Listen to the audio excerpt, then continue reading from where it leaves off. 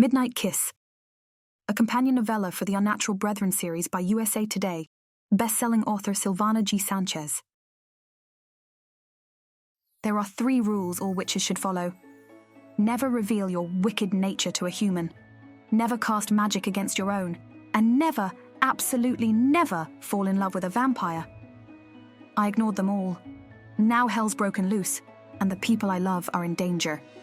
I will fight Broom and Cauldron to save them. To the vampire I met in London. Chapter 1. Stone's Teahouse. Magic smoke swirls rose from my teacup as a smattering of rain gently tapped against the shop's window. I had witnessed life pass by through that window, year after year, for the past decade. What went on beyond that pane of glass often appeared interesting, but could never be as wonderful as the events that unravelled within these cherished walls. There was more than met the eye to my family's business, Stone's Teahouse.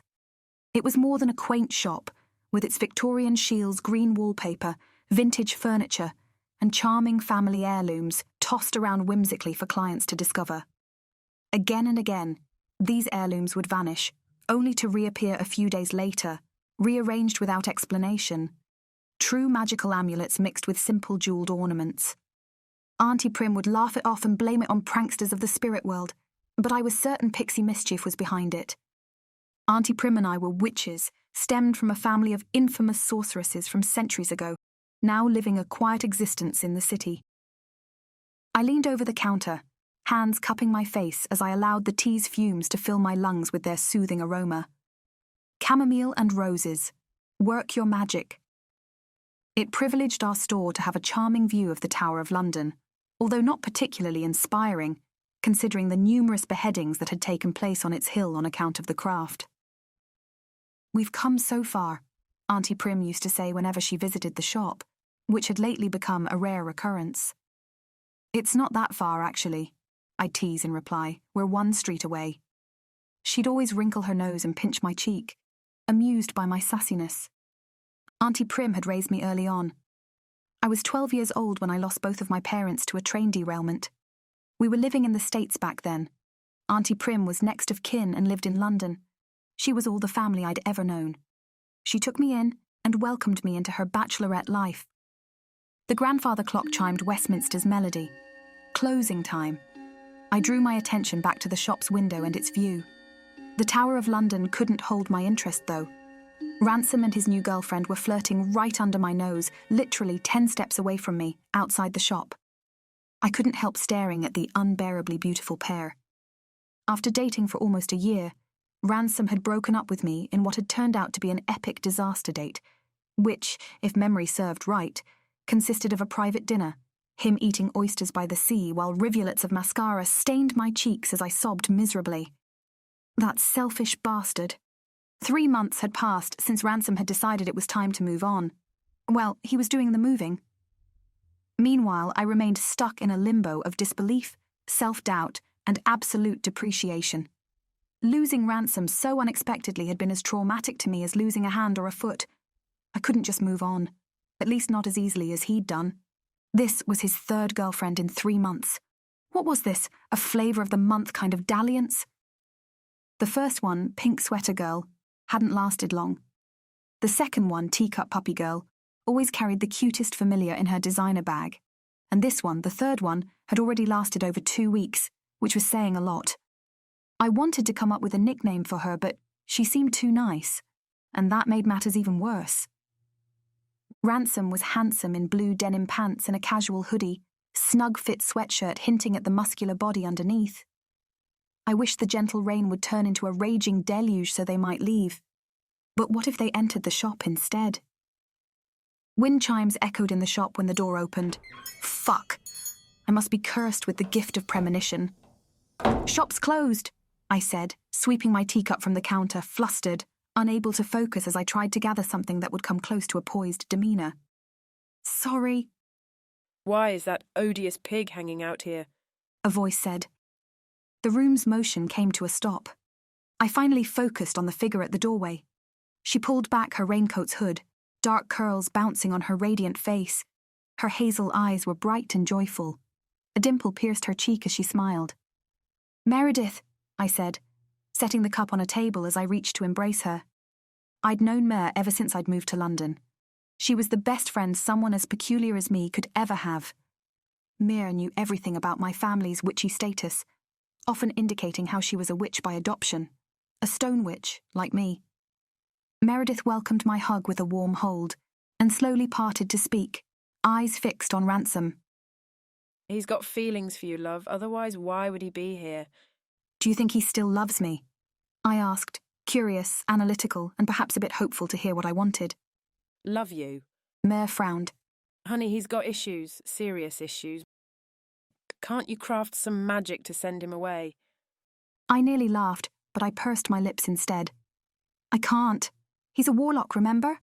The rules say there's to be no hexing between my kind.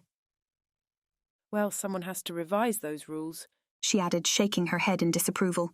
No matter, I have a better way to punish him. Oh? The word punishment caught my attention. I sat on a comfortable blue velvet wingback chair nestled by the window, fighting against every fibre in my being pushing me to look at Ransom and the third girl. Tell me more, I added, lifting the cup to meet my lips. There's this new underground club near London Bridge Station. Mer pulled a chair and joined me. Do you mean the London Bridge cellar? I said, raising my brow. Excitement gleamed in Meredith's widened eyes. So you've heard about it? Word gets around fast. I shrugged. Do you know? For such a hush-hush place, it's sure widely spoken of. Clients have talked about it for weeks. Yes, but only a few know the exact address. Mer said conspicuously, pulling a card from her jeans pocket like a magician. She placed the card on the table between us and squared it straight with her fingertips. Interesting, I mumbled, studying the card printed in old-fashioned calligraphy, the paper golden brown and seemingly creased with age. I had bookcases filled with spellbooks written in that style. Quite familiar, actually. John got us in, Mer added, trying to refrain from her eagerness but failing altogether. What do you say, Kiki? Must you call me that? I rolled my eyes back. It's been ages, Mer. Meredith pushed the chair next to me. She held me in a loving embrace for a minute. You'll always be my beloved Kiki. Slowly releasing me, she pursed her lips. Say you'll go and I promise I'll stop calling you that. I hugged her back. That's all I've ever wanted, I teased. Mer cocked her head and looked me dead in the eye. So will you go? Hell yes. I raised my teacup. Getting rid of that nickname and drinks on top? You sure know how to strike a bargain. That's all right, love, Meredith said under her breath, raising an eyebrow. I'm sure I'll find several other ways to torture you. A playful grin followed. We locked eyes for a second and chuckled. Oh, bugger, I scowled. I can't go. Why on earth not? It's book club night at my auntie's. I dug my face in my hands. How could I have forgotten?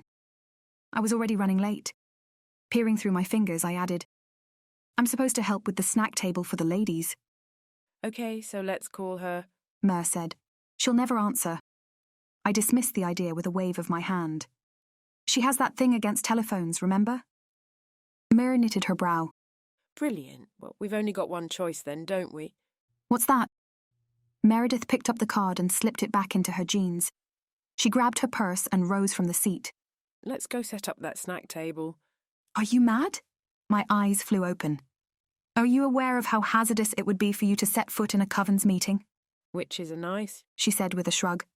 Yeah, well, usually we are. I rose from the chair. But everyone has a bad day once in a while, and you don't want to get caught up in a witch's foul mood. My last words seemed to rattle some sense into my dearest friend. For a minute she glared at me, speechless, as her mind probably whirred with a dozen dreadful scenarios where her plan failed. Okay then, I'll wait for you in the car. Huh. I nodded, impressed. That's not a bad idea. Yeah, let's do that. I cleared the table and moved around the counter to pick up my bag and keys. Something seemed different in Stone's Teahouse by the time I pulled the door open. He's gone, I mumbled like a fool. Ransom no longer stood on the sidewalk. I had trouble deciding if that caused me relief or disappointment. It was no secret I had mixed feelings about him, hating him for what he'd done, yet caring about the selfish bastard out of stupid habit. Good riddance, Meredith said. Yeah, I said, locking the door. Good riddance. I had to say the words out loud, to hear myself say them.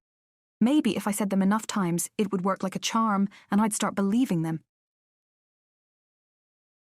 Chapter 2. Book club night. Music blasted from the house when I opened the door. The smoke of cigarettes and incense swirled in the air, tangling in a pungent fragrance that enveloped me as I stepped inside.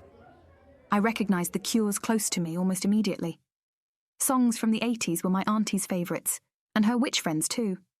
A dozen guests already roamed across the hall. Magnificent women dressed in vibrant colours, billowy shirts with whimsical prints, and flowing gossamer dresses. They danced and sang, drinks and cigarettes in hands. Looks like everyone's already settled, I mumbled, as I ambled through the hall, heading to the kitchen where the blender roared in paused episodes. Hello, Kira, a woman said. She was sitting in the parlour, relaxed, holding a margarita in her hand. Lara Knightley. Always composed and collected, flawless in her conservative style. Her jaw-length straight black hair covered half her face as she moved forward. Hey, Lara, I said, pulling a lock of hair behind my ear. Lara was intimidating as hell. A gorgeous woman in her 40s, but more imposing still, she was head witch of her lineage, a title not easily earned. She also happened to be Ransom's mother, and my future mother-in-law until a few months ago. The head witch got on her feet. Still holding her drink, she sashayed out of the parlour, heading towards me with the grace of royalty.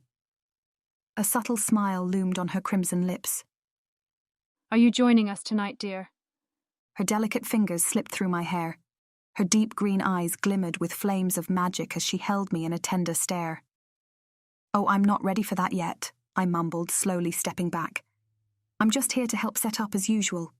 Lara's crimson lips thinned in a forgiving smile. Her hand landed on my shoulder and dabbed it. We'll be here when you're ready, she said with intention. Have you given any thought to what we discussed last time?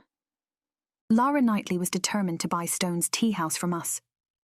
As Auntie Prim often refused, she'd recently resorted to working the matter through me.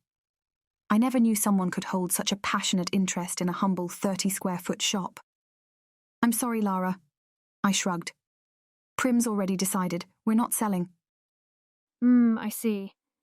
The head witch pursed her lips, struggling to conceal her vexation. She inhaled sharply and then said, Your auntie is in the kitchen, fixing margaritas for everyone. She gave me a quick nod with her drink. They're quite good, actually. Rather strong, but good. Thanks, Lara. A nervous grin was all I could manage before escaping the powerful woman. Turning my back to her seemed like a dangerous move, but I did it anyway. I finally arrived at the kitchen. The room resembled a Dalí painting. Melting ice dripped from the counter. Slices of lime rolled on the floor towards me, and empty tequila bottles lay scattered wherever I looked. Behind the roaring blender was my Auntie Prim, dancing as she held the appliance's lid, singing through the powerful engine's noise. Auntie, I called through the cacophony of the Cure, the blender, and my aunt's adorable, but still out of tune, singing. She showed no reaction to my voice. Auntie, I insisted. Still nothing. Prim. At last, Prim stopped the blender. She turned, radiant in a white cotton dress, naturally wavy fawn hair cascading over her shoulders. Her hazel eyes were wide and gleamed with joy. She was a lovely woman of 38, happily single. Taking me on had meant quite a challenge for her at 29 years old. Ever since then, we'd grown up together, facing the hardship of losing our loved ones. I, my parents. She, a sister. Primrose Stone had been a blessing in my life. I loved her to pieces like an older sister. Snap out of it, Kira. Prim laughed. Here, have a margarita. She swept a glass off the messy counter and handed it to me. I took the glass by reflex. Where did you learn how to fix margaritas? I asked, puzzled. Prim knew nothing of bartending. That was the whole point of my presence on book club night. Google, she dismissed with a shrug. When I realised you weren't coming, I thought I'd look it up and try to do it myself for once. She stared at the blender. Turns out it's easier than I'd ever imagined. That's nice, I guess, I mumbled, ambling through the kitchen, sweeping the room with a quick glance. There are a lot of tequila bottles in here, aren't there? It's tequila night. The girls brought some. We ordered the rest. Auntie Prim said.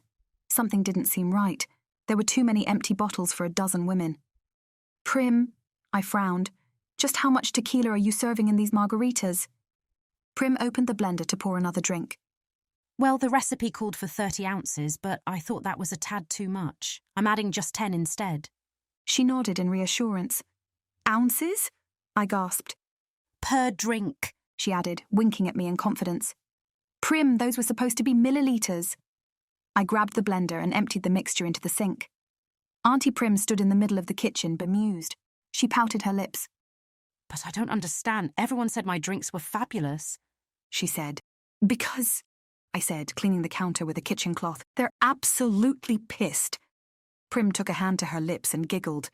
You said pissed, she laughed. Then it dawned on me. Goodness. I mumbled, transfixed as I stared through her. You're hammered too. I quickened the pace at clearing the mess, tossing bottles and limes into the bin with a single sweep of my hand. Prim, I said. Your bartending days are officially over, putting away the blender. I opened the cabinet and took out the coffee pot. I'm making coffee for everyone, I said, plugging in the appliance. Oh, Kira. Prim clucked her tongue. She stopped behind me and hugged me, affectionately leaning her head on my shoulder. We've gone through some rough times, you and I. You've always been so brave, so mature and responsible. And wound up so tight. She paused. Did I do that to you, dear? Was that my fault? No, of course not. Prim slowly shook her head. Wound up tight. I turned, shocked by her words. Was that what she really thought about me? Prim held my shoulders. You really must learn to loosen up, dear. Have some fun. Well, there's this thing tonight, I mumbled. Oh, is it a party? Auntie Prim clapped with enthusiasm. Sort of, I guess. Will there be boys and girls your age? She asked. I winced. Yes? Well, then you must go, she said, victoriously shaking both fists in the air. Mare is outside waiting for me, actually, I added. Prim's eyes filled with loving warmth. Oh, Meredith. Sweet, adorable child. Is she your date? What? I said, furrowing my brow. No. Because you know that would never be a problem, sweetie. Prim gently nodded. This was such an odd conversation to be having with my aunt. We were close, but not that close. My cheeks burned. Yeah, I know that, I mumbled, looking away. But that's not what this is. All right then, you go fix up. I'll take care of this.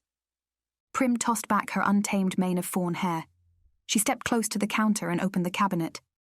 Out came the most singular item. I'd never laid eyes on it before, not here in the house. Is that a cauldron? I said in awe of the magnificent piece. 15-inch cast iron, my dear. She winked. I bought it at Sotheby's some weeks ago. It finally arrived today. It's a gorgeous antique. Only the best for us stone witches, right? It's beautiful. I ran my hand over its mysterious engravings. I hope you're not thinking of serving margaritas in it, I teased. Don't give me any ideas. Prim wrinkled her nose. Now off you go, she said, ushering me out of the kitchen, as loving and endearing as she ever was towards me. Looking back, I noticed Prim line up a dozen cups of coffee. As she poured the first one, she resumed dancing and singing. Her enthusiasm made me smile. I ambled into the hallway, picking up glasses on the way to the stairs, either hiding them or tossing their contents into the pots of our ill-fated plants. None of this would have happened had I arrived on time to fix their drinks and set up the snack table as usual. The Coven's meeting would not have turned into a disaster, and Prim's reputation as a Coven hostess would have remained unspoiled. But then, one last look back as I mounted the stairs showed me a different picture. These powerful women sauntered across the living room, singing and dancing in absolute bliss.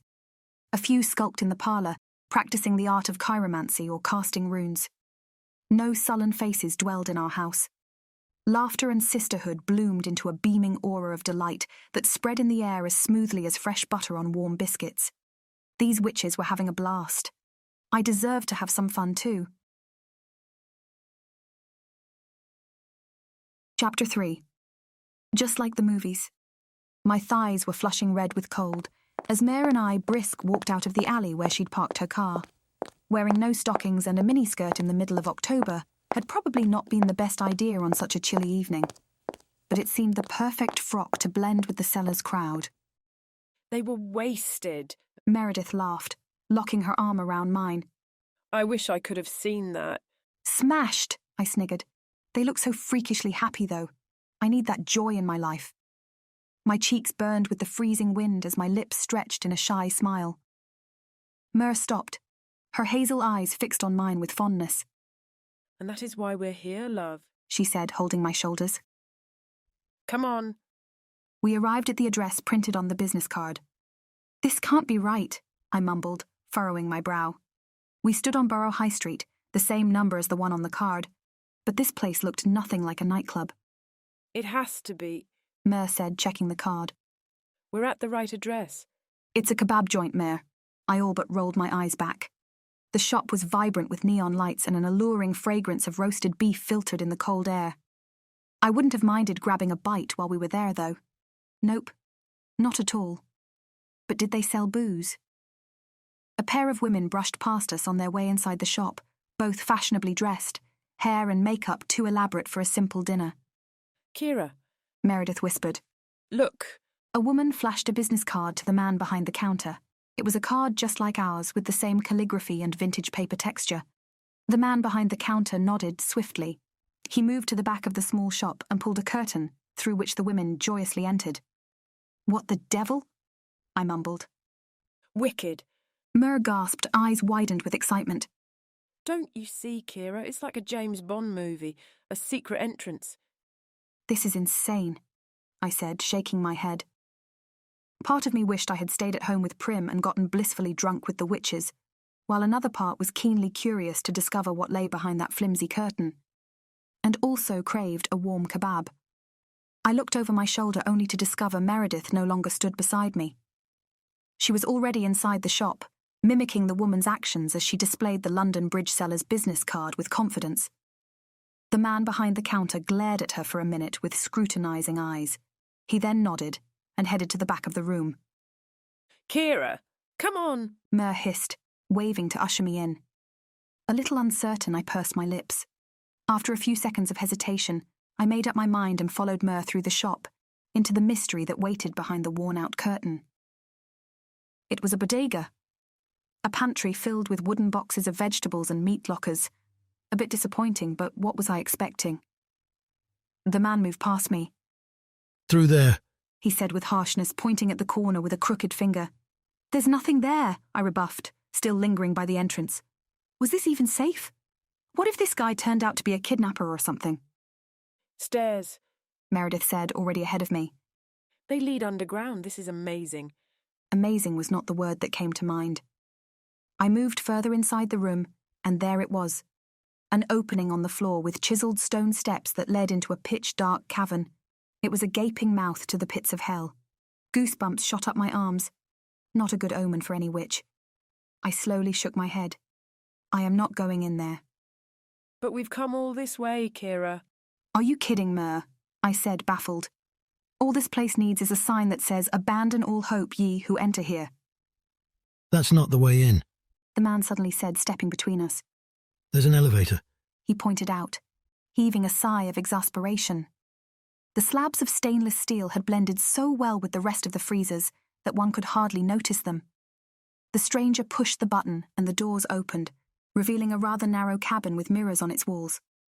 Press -1. He added begrudgingly. Great, a different way to enter the pits of hell. Mer jumped in and I followed reluctantly. John could have mentioned all of this, you know. I mumbled as the doors closed. Oh, he probably didn't want to spoil the experience for us. Yeah, probably, I scoffed. The elevator stopped with a hard bounce. A bell chimed, and as the doors slowly opened, my heart jolted inside, racing with anticipation as all this mystery piqued my curiosity once more, leaving little room for worries. Chapter 4. The Ring of Hell. The elevator doors opened to the most enticing ring of hell, a hallway lined with raw stone walls, the remains of a Victorian cellar. Tall candelabrums stood on each side of the entrance, both alight with over a dozen flickering flames. The air was warm, moist and fragrant with a subtle mixture of greenery and expensive colognes. A sullen beat, hypnotic like a siren's call, bounced off the room's ancient foundations. We moved further down the hallway, compelled by the promise of decadent delights waiting inside. Soon we came upon a dim-lighted chamber. Pale blue flashing television screens interrupted the darkness and outlined the silhouettes of at least 100 men and women clustered on the dance floor. As my eyes slowly adjusted to the room's obscurity, I noticed a man standing a few feet away. He was waving at us. His lips moved, but the loud music muffled his voice. "There's John," Mer said, waving back gleefully. Not a second had passed before she jostled through the crowd to meet him. Mer and John ambled to the end of the den. The furnishings were far from modest. Burl walnut parlour chairs upholstered in burgundy red velvet, lavishly carved tripod walnut tables, peacock green velvet draperies hanging from the walls. A vast array of foliage twined with exquisite marble sculptures carelessly arranged across the area, making their discovery a treasure in itself. I saw busts of lords and ladies unknown, shy angels concealing themselves with their wide wings, all objects of delicate beauty that captured my senses. How could I not linger to appreciate these details in full detainment? My fingers glided on the luscious drapes, pushing the fabric subtly only to discover more wonders behind them. Another chamber lay hidden underneath. I had to look inside. The room was empty. This part of the nightclub strayed from the Victorian flair. A black leather Chesterfield sofa stood in the centre, and next to it, a bottle of wine chilled in a bucket of ice. Music videos played on the wall from an 8mm projector. The crowd on the dance floor stirred with excitement. Hands holding drinks rose in the air as a vague chant soared above the sullen music.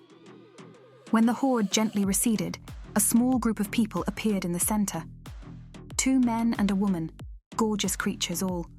Their alabaster skin gleamed under the club's lighting, which made their eyes twinkle like precious gems. Were they famous singers? Actors, maybe? I had no clue. I wasn't keen on watching television or keeping up with the world of show business. Though both men were incredibly handsome, one quickly became the cynosure of all eyes. About 6 feet tall, well-built, stylish in a black leather jacket and casual t-shirt, the slick, expensive kinds. He seemed to be in his mid-20s, but his 5 o'clock shadow furthered his years. His dark brown eyes drew me in. They shone like glittering garnets. His smooth lips were full and chiseled to perfection. I heaved a sigh. "Damn, you are so good-looking." In a flash, his eyes fixed on me. Had he heard me? How could he? I was certain I'd not spoken a word, and the music's loud volume would have never allowed a sound of mine to travel to his ears. My face felt warm and grew warmer by the second. Fuck.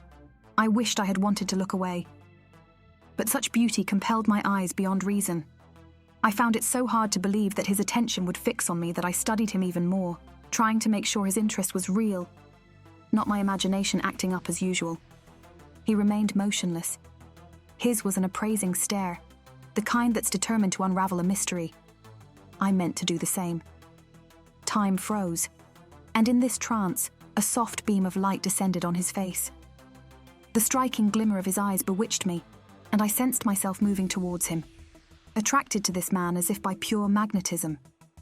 There was something daunting about this guy. Not only did his beauty defy all ordinary standards, but his sole presence shook the room.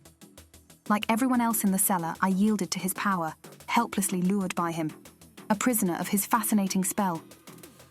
The woman from his party approached him. She was stunning in a tight short black dress and high heels, gold-embroidered coat. Heavy locks of wavy dark hair rippled over her shoulder when she leaned close to his ear. The woman's eyes glimmered with a piercing shade of blue. A subtle smile curved her sensual carmine lips. As this goddess spoke into his ear, the gorgeous man responded with contained amusement. Never once taking his eyes off of me, he whispered something back to her, and the woman then left. Was this over, whatever this was? It wasn't. The handsome stranger now ambled through the crowd, tantalizing as he stepped out of the dance floor, walking straight towards me. I swallowed hard. A million thoughts rushed through my mind. Should I stay and see what happened? Part of me wanted that, but at the same time every fibre in my being instigated me to run, which made no sense at all. My racing heartbeat throbbed in my throat and ears, and then I understood. He was a lion on the hunt, determined to catch his prey, and I was a bedazzled gazelle, too wounded to know when to start running. Double fuck. I chose to flee. My skills as a seductress. Well, that was it. I had none. That expertise would certainly not develop in the following seconds. One step back, then another, and I bumped hard against someone. "I'm so sorry," I said, flustered as I turned. Hey, careful there, A familiar voice said. Brown suede shoes, designer dark denim pants, a pristine white shirt and a brown leather jacket. Strong jawline, cleanly shaved, thin lips curled in a wry smile, delicate nose, deep-set hazel eyes. Ashen blonde hair carefully arranged. Kira? Ransom said, stricken with false grief. A nervous smile quirked my lips as I pulled a lock of hair behind my ear. "Hey, Ransom." He was not alone. The third girl was with him. This is my worst nightmare come to life. Ransom stroked his girlfriend's arm with fondness. Watch where you're going, will you? He said, aggrieved. You almost crushed poor Laurie. My name is Audrey, His girlfriend said with a light scowl. All right then, Audrey. No harm done, love. Ransom dismissed, passing his arm around Audrey's waist. My lips moved, but no sound came through. I saw the light then. My body had warned me to run earlier, not because of the gorgeous man, but because it had somehow sensed Ransom's presence. I had to get out of there. Listen, Kira. Ransom said, scratching an eyebrow. He moved closer. Your aversion towards these places is hardly a secret, so I can only assume you're here because of me. What the hell is he saying? I opened my mouth, willing to prove him wrong, but Ransom interrupted me and carried on with his loathsome speech. If indeed you are stalking me, then I'm terribly sorry for you. He pursed his lips, shaking his head. You must move on, old girl. Our story was never meant to be. I furrowed my brow, my mouth now agape. No, I stuttered. What? How could he even say those vicious words? You know what? I should go. I stepped to the side, impatient to slip away, but Ransom's body blocked me. Don't get me wrong, Kira. Feigned concern emerged on his face. For a moment I almost believed it. I'm happy you've ventured out at last, even if it is just to spy on me. I scowled. The blood in my veins sizzled. Excuse me, what did you say? No hard feelings, you know. Ransom said, embracing Audrey with one arm. Best of luck to you and all that. I smirked. Yeah, take care. He then turned and Audrey followed his lead. Both dipped in the crowd, disappearing in an instant. Take care? Had I actually spoken those words? Ugh, I hated myself for not being able to confront him. Hideous man. The room's atmosphere suddenly became stifling and unbearable, each breath drawing sickening air into my lungs. I'd had enough of this place, this crowd, this roaring cacophony surrounding me. As I moved through the jostling mob, I remembered the VIP rooms. That's just what I need. Struggling to contain the fury boiling in my core, I pulled the heavy curtain aside and stepped into the quiet chamber. Once inside, it came to me as a shock that this room was not at all what I expected.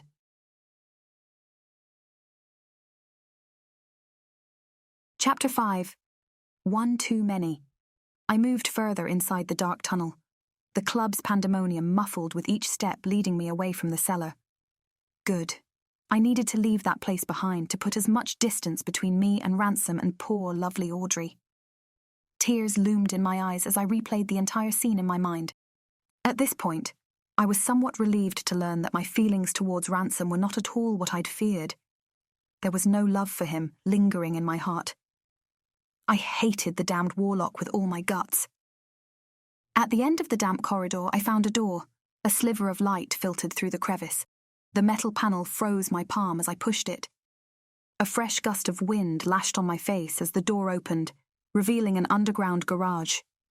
I felt free the minute I stepped out of the tunnel, free to explode to say the words I'd kept clutched in my throat ever since I'd stood before that rotten bastard.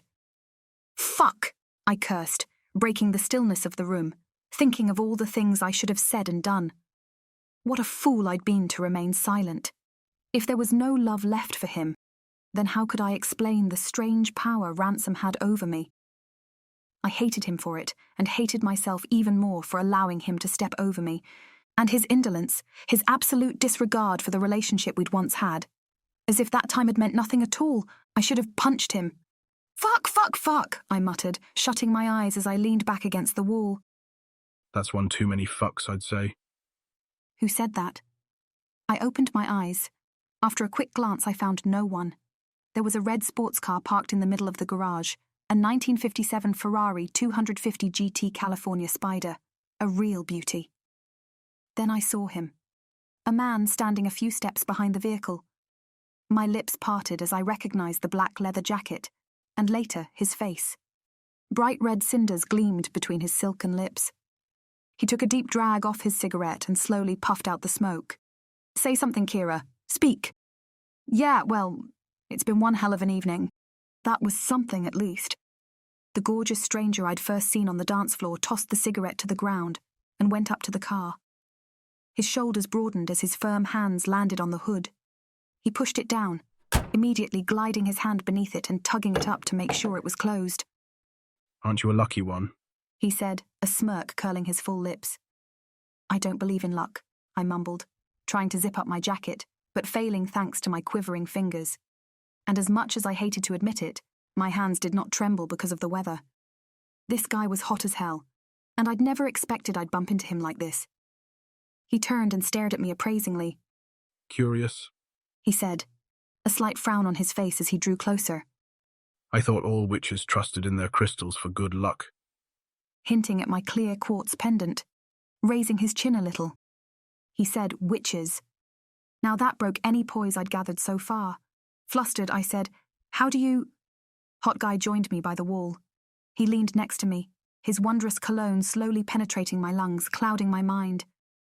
It was a glorious fragrance, like that of the fresh scent of woods after the first spring rain.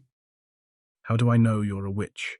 He said with a low, sensual voice, so intimate that it shot gooseflesh up my arms. I guess you could call it a gift. He turned. In this nearness, as his eyes fixed on mine, I recognized a flash of magic inside them. That and the hint of pointy fangs as he half smiled told me everything I needed to know. Shit, I whispered. You're a vampire. He uttered, slightly raising his brow. He lowered his gaze and sighed. Was he ashamed of being caught? But never mind that. Now I get it, I mumbled. The vampire glamour, the general hotness about you. Hotness? He tilted his head and locked stares with me again. Why, thank you. I guess I saw you back in there staring at me. I gave him a mirthless laugh. Funny, raising one eyebrow. I was just looking around, but I thought I saw you stare at me for quite a while. My rebuff amused him. Who are you? He purred in my ear, sending endless ripples of desire through my core. Just a witch from Kennington. I shrugged. Well, he added with a sultry tone, leaning closer. Witch from Kennington.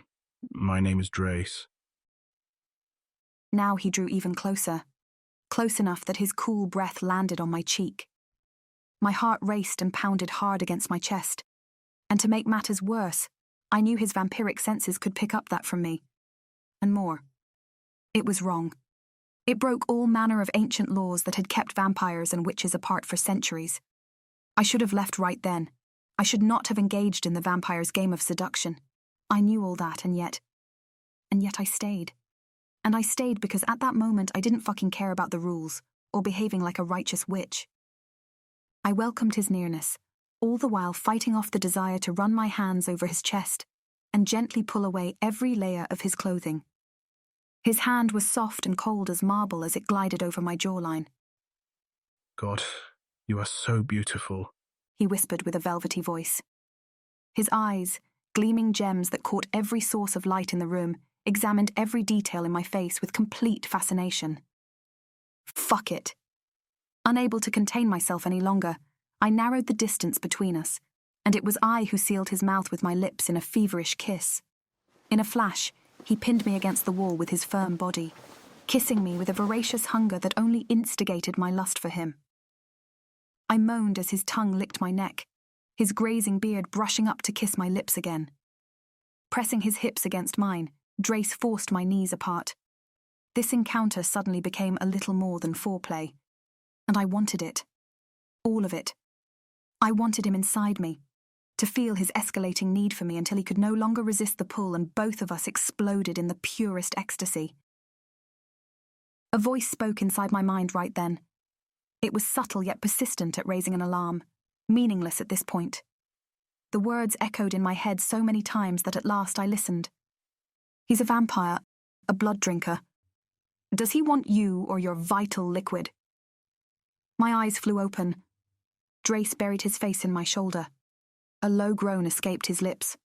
I recognized struggle in that sound. Was he fighting his lethal instinct to stab my neck with his sharp fangs? Drace!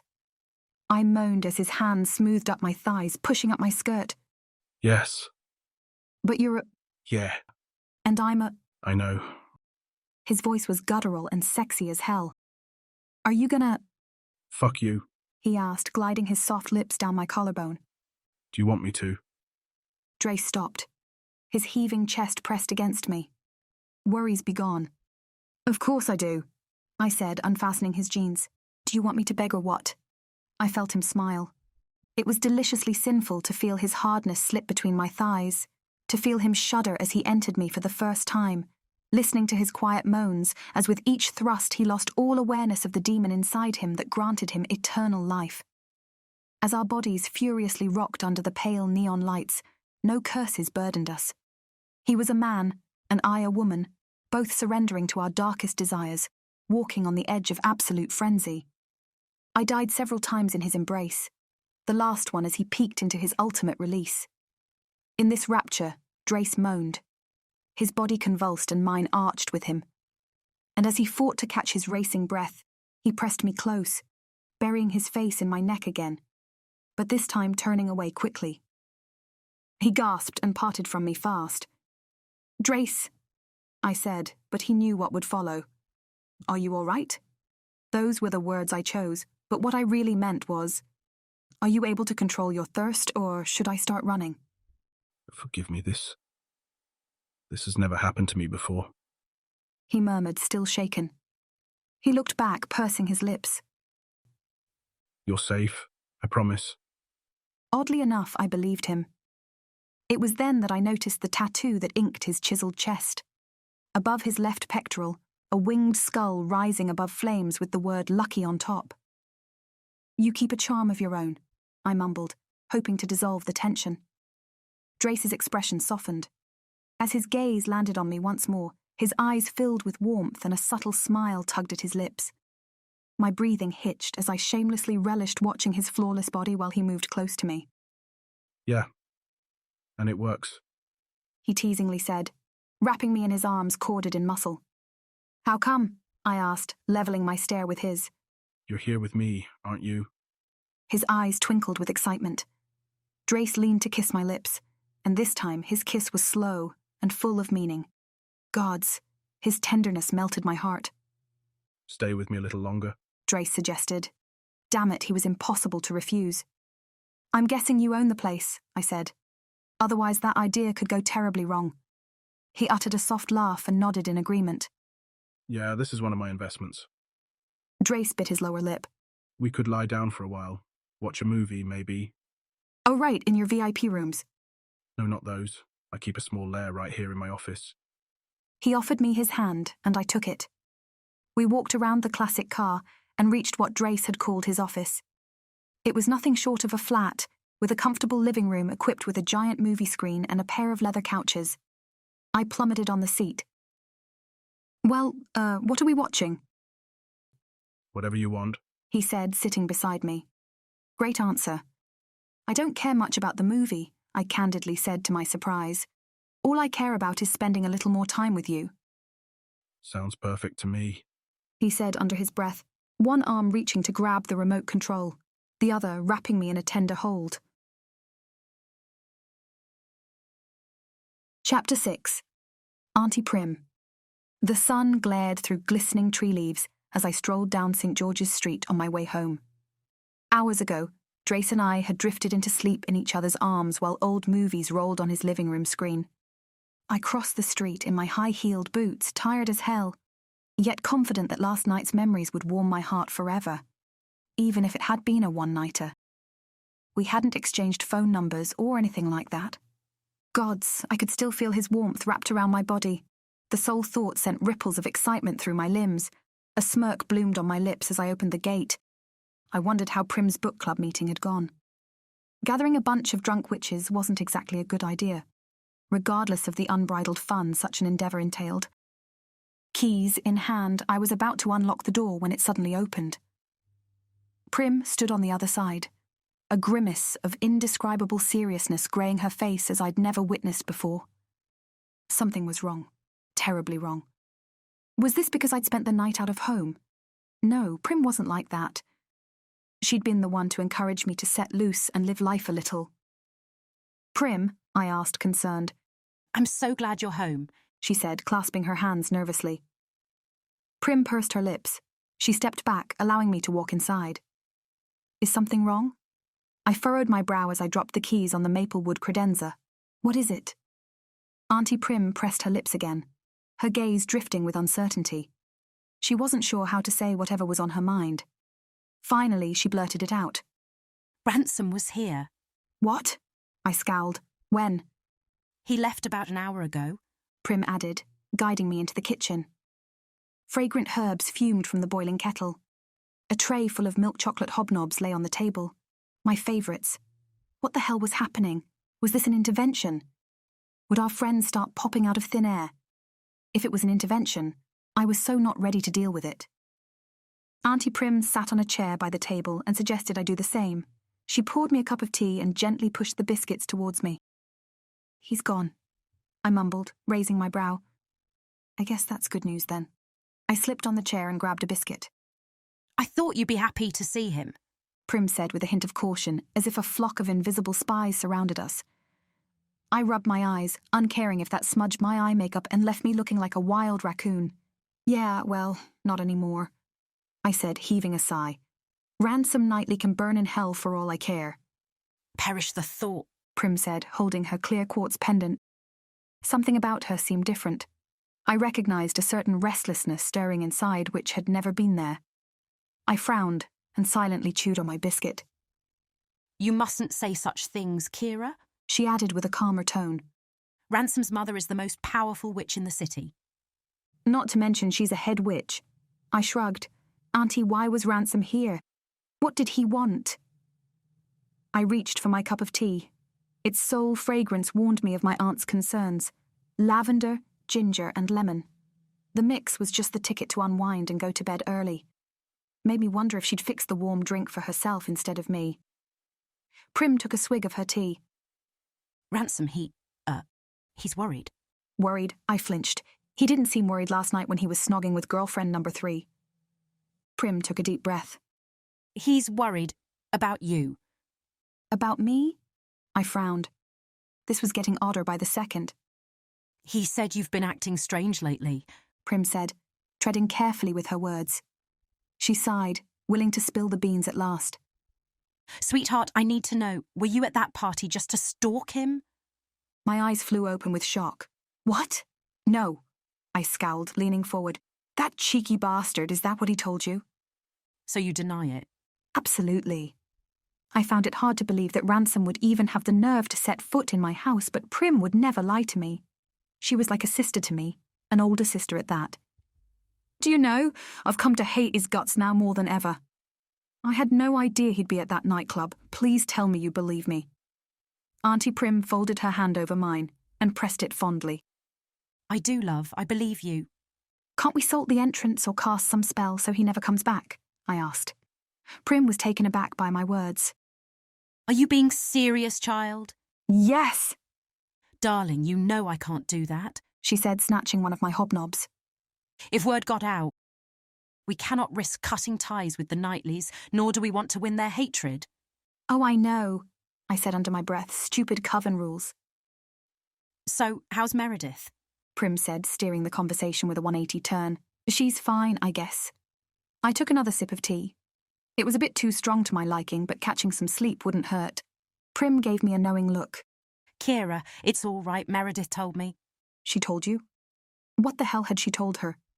She texted me last night to let me know you'd had a tad too much to drink and that you'd be spending the night at her flat. I furrowed my brow. She sent you a text? Meredith, you are brilliant and I adore you. Prim's rosebud's lips stretched in a bountiful smile. Well, she did try calling a few times, but you know I'll never take a phone call. Yeah, I know, Those things are dangerous. she added with renewed energy. Spirits travel through the lines, you know they do. Remember what happened to my friend Judy? Oh, here we go. I remember you telling me the story, yes. Well, there it is. Prim nodded, satisfied to have made her point. Are you feeling better now? She asked, dipping a spoonful of honey into her tea. Better than I've felt in ages, I said, reminiscing on Drace's dark eyes, the hint of mischief as he curled his lips. I sighed. I'm a bit drowsy, now that you mention it. How about you? Any hangover from last night? Prim giggled. Honey, I'm a seasoned witch. Alcohol is the least of my troubles. She picked up her mug and dropped it in the sink. I gotta run, love. Where are you going? I said, hurting a little. I'd just gotten home. I was hoping we'd get to talk some more. I'm meeting Judy at her flat, She said, grabbing her purse from the counter. We're hexing her husband. Prim! My eyes widened. We were good witches.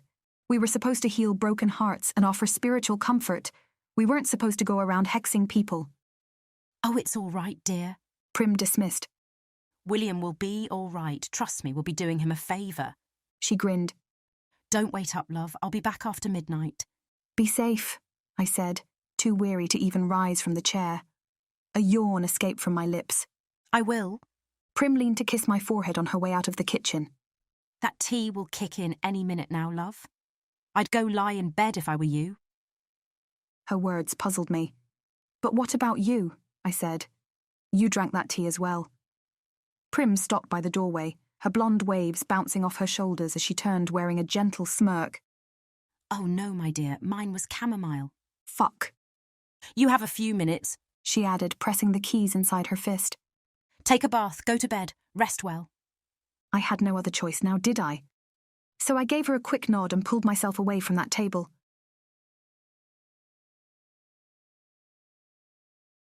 Chapter 7. In my dreams. In my dreams there was darkness, an absolute detachment from the world. I was drifting in a black pool, devoid of any worries. There was silence and nothingness. It was the first time in months since I'd experienced such a pleasant state of mind while sleeping. Suddenly, the dark dome hovering above me cracked. Light filtered through. Crumbling into glistening dust, my blessed nothingness then fell like a house of cards. Dense foliage surrounded me, vines growing at a rapid pace, clinging to every surface, climbing on glass walls. The cascading sound of rushing waters echoed ahead. My bare feet stepped on white marble tiles that appeared out of thin air as I moved. The room's humid warmth was stifling. I wandered inside a Victorian solarium. Dreams such as these I welcomed with all my heart. I made it my mission to explore my surroundings, ambling further amidst the overgrown greenery, following the rippling sound of water. At length I arrived at a pond where vibrant water lilies floated. I fell enamored with this precious sanctuary, a secret hideout from reality. It would have been perfect had that man not been there standing silently, his hard gaze descending on me all this time. I recognized the blonde hair and the man's pretentious style. High-end attire, an expensive watch glimmering on his wrist. How dare he appear in my dreams? Go away, Ransom, I told him. A cynical smirk curled his lips. You only wish getting rid of me were that easy. He replied, slipping his hands into his bespoke trousers. Fucking hell, this is too real. This is my dream, I said with vexation. Leave now. Ransom lowered his chin. As he took one step forward, a slanted beam of light landed on his face. His eyes were spheres of impenetrable darkness. This was no ordinary dream. This was magic, the evil kind, meant to torture people by slipping into their minds. Ransom's resolve to torment me had surpassed the boundaries that ruled our kin. Why the hell would he not leave me alone? But this was my dream, my arena. I was in control. I walked up to him, willing to vanquish him from my secret haven. Get out of my head, I said. Ransom glared at me with his black, vacant eyes. Look at you, valiant little witch that you are, when you're sleeping. He chanted eerily. A grimace of fury contorted his bizarre countenance. I'll do as I please. Now tell me, where is the key? The key? I asked. I will drill this out of your mind if I have to. He growled with frustration. He cannot hurt you. It's only a dream. The voice called in the distance. Ransom startled. He'd heard the voice too. A glimmer of fear loomed behind his monstrous eyes. Wake up. A loud crack echoed in the solarium. The glass house shook and began to crumble. In an instant, myriad shards of crystal rained inside the room. The grounds faded into smoke that swept away all traces of the place my mind had devised. This dark whirlwind lifted Ransom, enveloping him quickly, and carried him away. Wake up. The voice repeated, this time closer, warmer. A hint of concern tinged the velvety sound. I slowly opened my eyes. Darkness spread across the bedroom. Thunder suddenly roared. Only then I became aware of the pitter-patter of rain tapping on the roof. Rolling to the side, I groaned and hugged my pillow. I was still groggy from Prim's naptime tea. Powerful stuff. She had promised I would catch some sleep, but her spell had no hand in the character my dreams would have. Who's Ransom? A man asked. The same voice from the dream. Right. The dream had ended. This was reality. Snap out of it, Kira. Someone's in your room. My eyes opened wide. What the hell? I said, sitting up so fast it made me dizzy. That's some welcome. The stranger sniggered. A cool draft filtered inside my room, sending chills through my body. I hugged my arms and turned to the window. It was open. The curtains danced with the moist breeze. A flash of lightning crossed the darkened skies and outlined the figure of the man sitting on the windowsill. My pulse quickened at the sight of his dazzling eyes, so serene as they stared at me. Drace, I said, trying to contain the excitement his presence aroused in me. Reality came crashing hard a minute later. What are you doing here? Why are you sitting on my bedroom's window? He raised his brow. So many questions. He mumbled. But I asked mine first. He paused for effect. Who's Ransom? Ransom? I echoed, baffled. Drace pursed his lips. You kept saying his name in your sleep. He said. It sounded anything but pleasant, by the way. I couldn't help wincing at the sound of that dreadful man's name. Ransom, he's... say it. He's my stupid ex-boyfriend, shaking my head slightly. The one you met at the club last night? He asked with a monotonous voice, careful not to impress any emotion to his words. Goodness, he saw that? I nodded. You're very perceptive, I said, distracted by his magnetic appeal. He was gorgeous in an Oxford grey t-shirt, black leather jacket and dark blue jeans. Drace gave me a shy smile. So I've been told. He shrugged.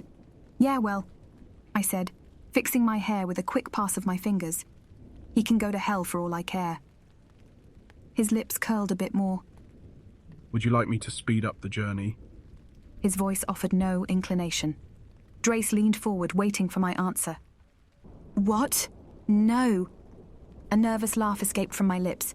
Prim's warning came back to me that instant. Ransom Knightley was not to be touched. The consequences of crossing his family could be devastating, fatal even. Don't even joke about that. Drace's expression darkened. His eyes glinted like fiery garnets for a swift second. Who says I'm joking? He asked.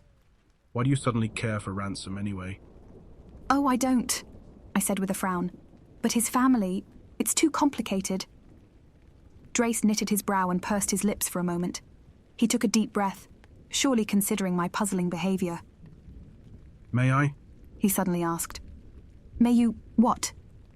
He gave me half a smile. Come inside. He added. His words made me flinch. You want my permission? I mumbled, perplexed. Isn't that a myth about vampires, though? Drace gently nodded. The sole reason sparing him from becoming soaking wet was that the rain poured rather slanted. Normally I wouldn't have to ask, he said in a dispassionate voice. His preternatural eyes swept the room with a quick glance. But this house is rigged with magic. Sounds like one of Prim's spells, all right. I got off the bed, pulling down my sweater's sleeves until they covered my cold hands. And all the while, as I ambled to the window, Drace's dilated pupils fixed on me, a glimmer of hunger shining in the darkness of his eyes. His stare's intensity rattled me to my core, arousing both dread and desire. He was a blood drinker. I had to remind myself of that, especially when his appearance was so damn deceiving. I stopped a few steps from reaching him. "Drace," I began, "will you promise not to harm anyone in this household?" I was ashamed to ask, but I did so nonetheless. Drace remained impassible as he listened to my question. I could read no expression on his face as he slowly raised his chin. "I'm sorry if this offends you," I added, biting my lower lip afterwards. That can hardly be the case. He said with a low, sensual voice, and finally, a hint of a smile appeared on his lips. Not since killing is my sole means of survival. He paused. You have my word.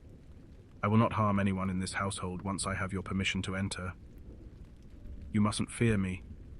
I would never harm you or your loved ones. "In that case," I said, moving closer, "permission granted." Wonderful. He said, leaping into the room with the grace of a wildcat. I was getting tired of being perched up on the window. Having him so near, standing in my bedroom for the first time, thrilled me beyond measure. Useless, trying to refrain from my racing heartbeat.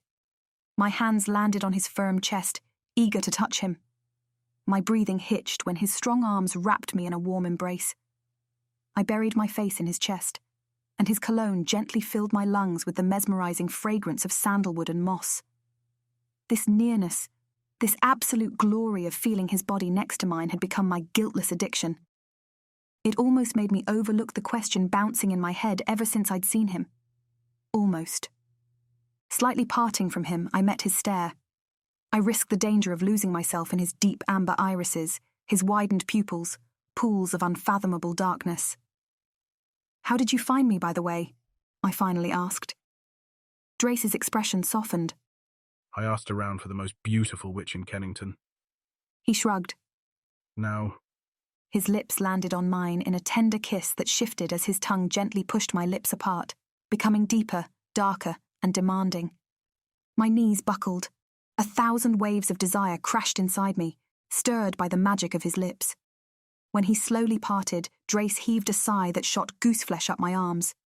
"Bloody hell," I whispered, catching my breath. "You're a great kisser." do you think so, Kira? He teased, a glimmer of mischief in his smile. My eyes flew open. "You found out my name," I mused, impressed. "How?" You left your Facebook profile open. He said, pointing at the laptop on the desk behind me. "Quite the spy, aren't you?" I locked my hands behind his back, pulling him closer. "Is that all you came here to prove?" My voice came out sultrier than I'd wanted. But how could it not when I wanted him so badly? Drace cupped the sides of my face with his hands and kissed me once more. In a flash, he raised me from the floor, searing lips gliding down my neck as he carried me to the bed. Our clothes were shed fast, scattered in the room as our bare bodies tangled in unparalleled abandon. Dark waves of desire crashed through my core, powerful echoes of the most glorious rapture ever known to me before. Drace laid me down, and I could barely contain my anticipation. His hands moved over me, prowling my skin with a hunger that made me tremble with every single touch. Every nerve sang with exquisite pleasure, and I felt myself melting into the bed beneath him. His lips blazed a path of fire over my heated skin, exploring every inch with a fierce intensity that was utterly intoxicating. He shifted lower, tracing a tantalizing line across my chest, his tongue licking and teasing until I thought I might go mad. His mouth continued its journey, burying itself between my legs, and I gasped as his tongue sent me higher than I had ever been before. The sensation was indescribable, and I writhed below him in surrender, heat rising from deep within my core. His tongue stroked me relentlessly, his fingers joining in now, gently but firmly massaging my slick heat until I felt I could take no more. With a ragged gasp, I clutched at him, begging for mercy as I rode wave after wave of unyielding pleasure. When my world felt as if it couldn't possibly contain all of the pleasure coursing through my veins, Drace finally stopped, pulling me close. He silenced my blissful screams, sealing my mouth with his, and I could taste myself on his lips as I clung to him, my body still shuddering with delight. Drace then entered me slowly, savouring every inch of me as his own arousal grew. I welcomed him with eagerness. longing to feel closer to him than ever before. As my body moved with his, I drank in the aroma of our sweat and the salty taste of his skin, grasping fistfuls of the sheets beneath us while we moved together as one. Kira. He purred, his breath hot against my ear. The way he said my name sent a thrill through me, and I felt the culmination of our rapture growing within me. Come. With me. His words set off a tidal wave of sensations that swept through me, and with one final thrust I felt myself shatter into a million pieces, an ecstatic cry escaping my lips. As our passionate cries of pleasure echoed through the room, Drace buried his face in my neck. His silken lips seared my skin, sharp fangs tantalizingly grazing it. I shuddered, bracing myself as his body tensed, like he was about to plunge deep into my flesh with a single bite. But then, he swiftly pulled away, releasing a low moan. The silence was deafening when it was all over. We clung to one another, unwilling to break the blissful moment with a conversation that could only lead to heartache. Minutes passed. Drace took a deep breath and turned to me, gliding his fingers through my hair, dark eyes filled with tenderness as they contemplated my face. Kira. He whispered. Why don't you come home with me tomorrow? I'd like you to meet my friends. Lost in his stare, I would have agreed to anything he asked. In his arms, I was at home. I couldn't understand why, but he was so familiar to me. It was as if we'd known each other for decades. Are these friends of yours vampires too? At this point, I was simply rambling. My sole concern was extending this moment as long as possible. It was bound to end at some point, and that awareness made it all too bittersweet. They are, he said, folding his hand over mine, tugging it gently to meet his lips. Drace waited to read my reaction. Do you think that's wise? I asked, concerned. Vampires rarely like witches.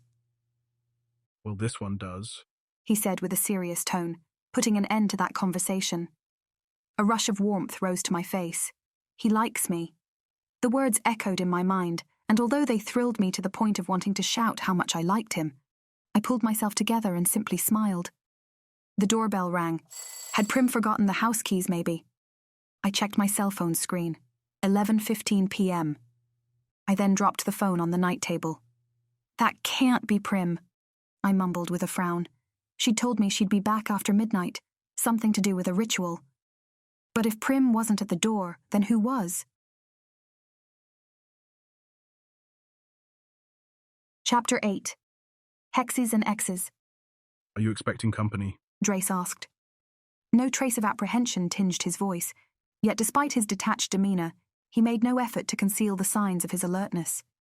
The muscles of his neck and jaw tensed, and his torso slightly leaned forward as he sat on the bed, ready to leap into attack mode upon the slightest hint of a threat. I'm not, I said, slipping into my clothes, uncertainty brewing in my core as I considered the possibility of ransom appearing at my doorstep once more. My phone buzzed and vibrated on the night table.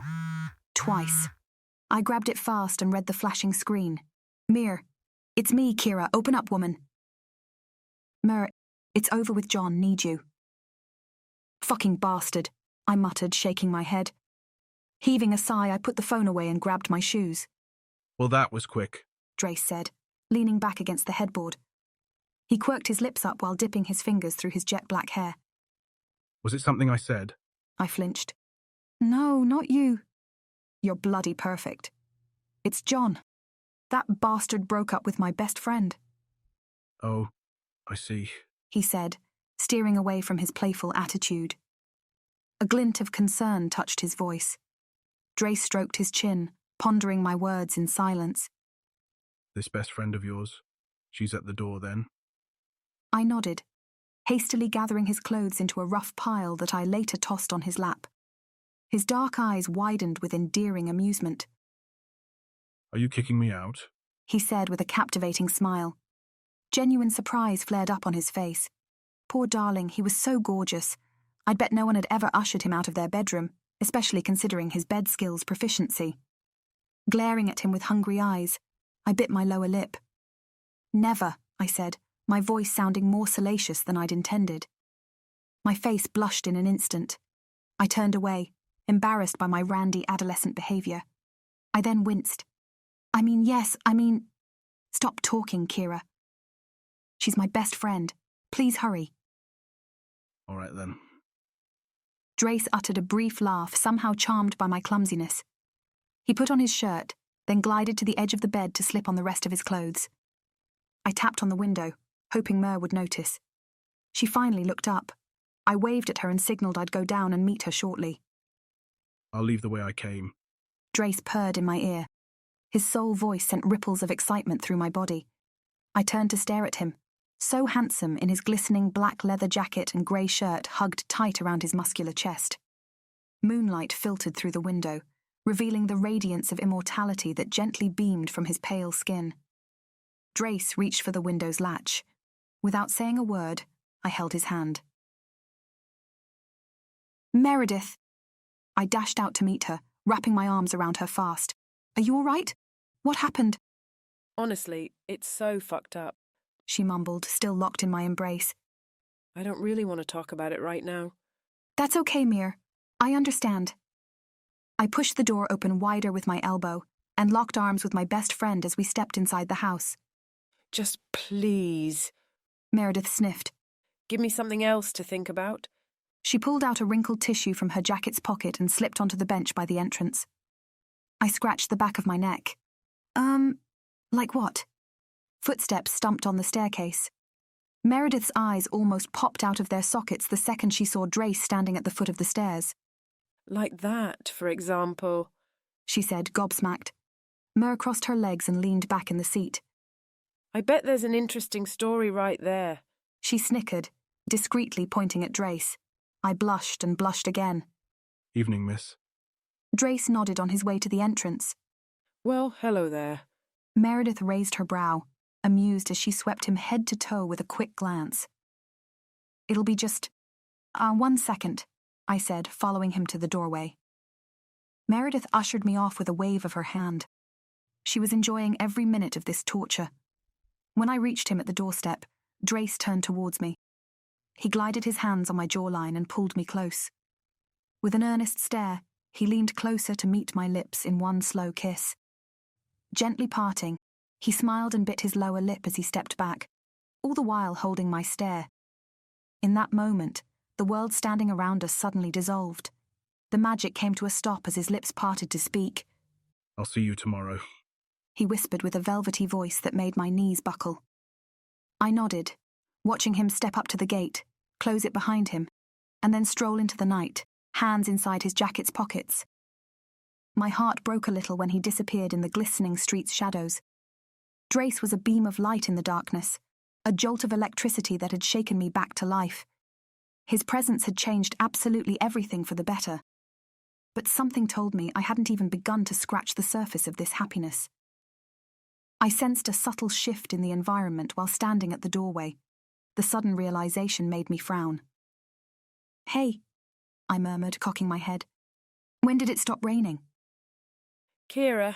Meredith's voice snapped me from the trance. I blinked twice and turned to my dearest friend. Huh? So it's serious, she teased, peering through the doorway from her seat. I have no idea what you're talking about, I said. She gave me a knowing look, her hazel eyes sharp as blades. Kira, I know you and Mr. Sexy hooked up that night at the cellar. Poor Meredith. She attempted to smile, but her bloodshot eyes and smeared mascara told a different story. You saw us? I said, lightly unsettled. What did you see? I closed the door. Well, for starters, I saw Mr. Sexy stare at you for a long while. She continued as we moved to the kitchen. Then I saw him enter a VIP room and you walked in moments later. Neither of you came out. Really, Mare? I gasped. Were you watching us all evening? She shrugged. How else could I cover for you with Prim? You make a fair point, I said, raising my brow. I should thank you for that, actually. Yeah, you should. Mer choked a laugh despite her present frame of mind. So, how was it? She teasingly asked. God's Mare. My eyes widened. This was absolute torture. I'm your best friend, so tell me, damn it. A wry smile curved her lips. Oh, all right, I said, throwing my hands in the air. He's bloody outstanding, Mer. Drace is a fucking sex god, okay? Thank you, it's nice knowing at least one of us is happy. I held her in a long, warm embrace that told her without words I knew she was going through a rough time and that she'd always have my love and support. Our friendship surpassed any conventional formalities. She picked up the message and swallowed her oncoming tears. Oh, I wished she'd wept. "Come," I said, ushering her to a chair by the table. "Sit down and relax. I have the perfect remedy." Meredith followed my lead and slipped into the seat. Meanwhile, I ransacked the kitchen cabinets searching for Prim's special chamomile and roses blend. Nothing healed the heart as fast as a warm, magical beverage. I don't know, Kira. Mer said under her breath. This feels more like a tequila moment. Maybe one of Prim's infamous margaritas will do the trick. I forced a smile as I put the kettle on the burner. It pained me to see Mer hurting, too proud to break before me even though we'd been best friends for a decade. But the news was fairly recent, and I had to respect her timing. This was her, trying to cope with the breakup as best as she could. I pursed my lips. I have a better idea. Mer needed more than tea to recover. This called for a wicked touch. I closed the cabinet doors and moved to the drawers where Prim kept her exclusive magic arsenal. Kitchens truly were the most convenient laboratories at home for us witches. Kira. Meredith gave me a quizzical stare. What are you up to? You'll see. I gathered in my arms a few black and white candles, a bunch of herbs, black salt and sugar. Do you want him in or out of your life? I asked, too busy to even look back as I spoke. Honey, I don't think that'll be necessary. Mer said with a heavy sigh. I immediately stopped everything and turned around, balancing Prim's magical items as I held them together. What on earth do you mean? Knitting my brow. I dropped the magic stash on the table and pulled the back of a chair. Looks like I must sit for this. Meredith, what happened between you and John? I asked, folding my hands over hers. You can tell me.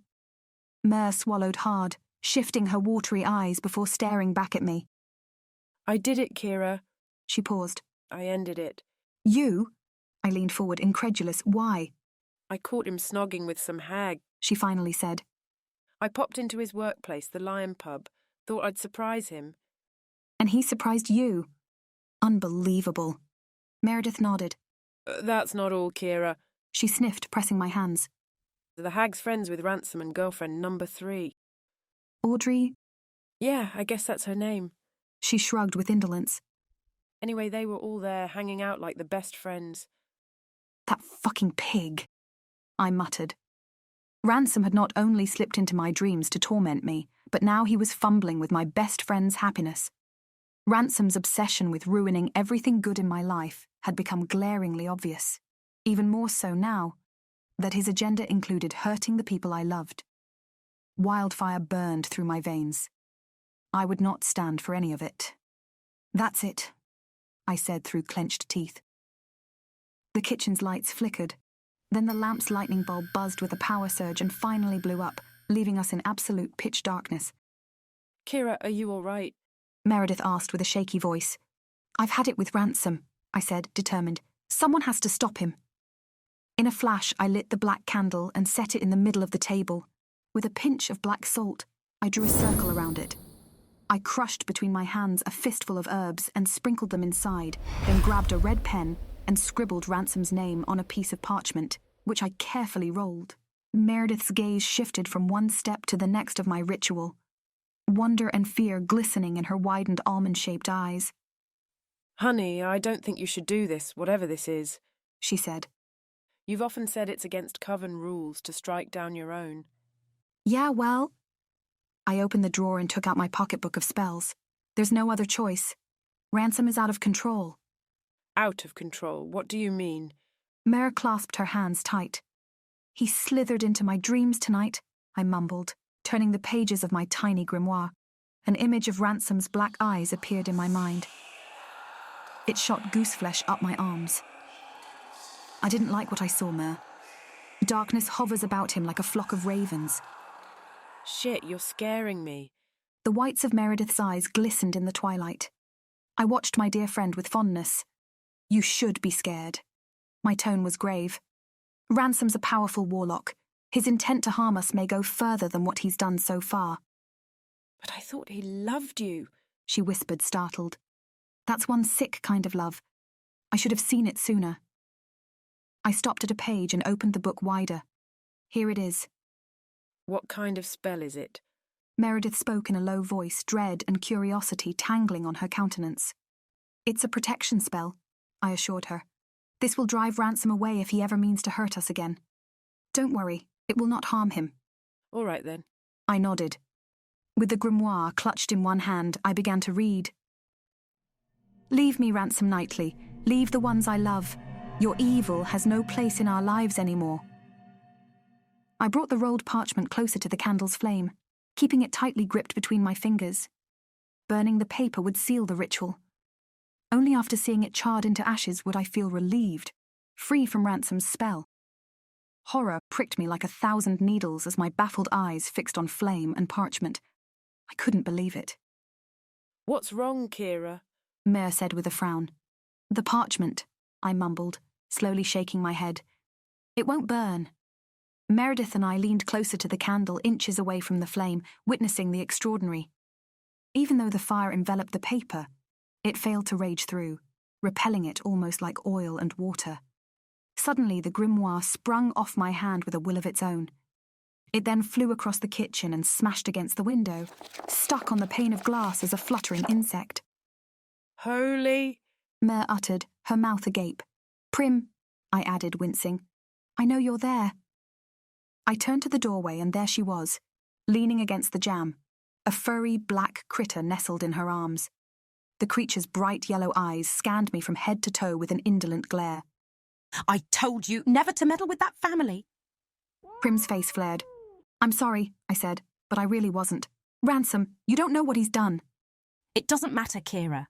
This time, Prim's words sounded like a plea. We cannot cross the Knightleys ever. There's a cat in your hands, Meredith pointed out. Meredith, dear. My auntie's face lit up with joy. So glad to have you here, she added, caressing the brooding feline's back. This is Mr. William Fox. I'm taking care of him until my friend Judy sorts some things out. Mr. William, I started. A chill dropped down my spine. As in, Judy's husband? Prim gave me a furtive smile. Oh, look at the cute collar I gave him, she said, changing the subject. It's a pretty silver jingle bell, isn't it lovely? She tapped the bell and made it ring. Oh well, Prim said, heaving a sigh. It's rather late, girls. Mr. William purred under her gentle strokes as she turned around, heading out of the kitchen. Do pack up my stuff, Kira. There'll be no more hexing tonight, Prim added, disappearing into the darkened living room. Was that cat a person? Meredith said, aghast at the thought. I think he was, I mumbled with the same bewilderment. Prim's powers might have been greater than I'd ever imagined. Chapter 9. Meet the Fam. The following evening, Drace and I arrived at Wilton Crescent Street, at an exclusive complex of Georgian houses perfectly lined up, expensive lodgings in the city. The gorgeous building's interiors displayed an obscenely luxurious style. Pristine marble floors, gold and crystal chandeliers, oriental rugs spread across the hall. No detail had been spared from the exquisite decoration. The place was a palace compared to my Kennington flat, which was not shabby at all. However beautiful, the atmosphere was far from warm and welcoming. Moving down the manor's lavish entrance was the same as flipping through the glistening pages of an architecture magazine. It almost gave me the sense of ambling through a museum, which made the house no less beautiful. Is this where you live? I asked, despite the obvious. Drace stared at me with shyness. Sometimes, he said with a shrug. Come on, we might still catch them before they head off to hunt their prey. Probably. Drace took care not to mention it, and that had been awfully nice of him. Still, that did little to appease my rattled self, as I was about to meet a pair of immortal serial killers and was being escorted to that encounter by a killer himself. Stop those grim thoughts, Kira. Darling, is that you? A woman's voice said. The sound came from the parlour. She already knows it's me, Drace whispered, giving me an intimate stare. I think she means she knows you're not alone, I added. Aren't they expecting me? Drace gave no answer. We followed the voice. The The female vampire was breathless in a burgundy brocade short dress, nude stockings and high heels. The gown's flared sleeves were reminiscent of 18th century coats, fringed with pearls and crystals pending from the wrists. Her sleek, straight hair gave her an edgy, dark look, and her eyes were glittering jewels of striking blue, an overall imposing presence as she rose from the armchair by the lit hearth. Her powerful gaze pierced me through and through the minute we appeared beneath the door's lintel. Is this a joke? The vampire woman scoffed, careless to remain heard by me. Drace, please tell me you're not serious about this. She moved towards us like a lioness, keeping her distance, ready to strike if the occasion called for it. The air thickened as resentment streamed from her in silence. Drace stayed by my side. Don't be like this.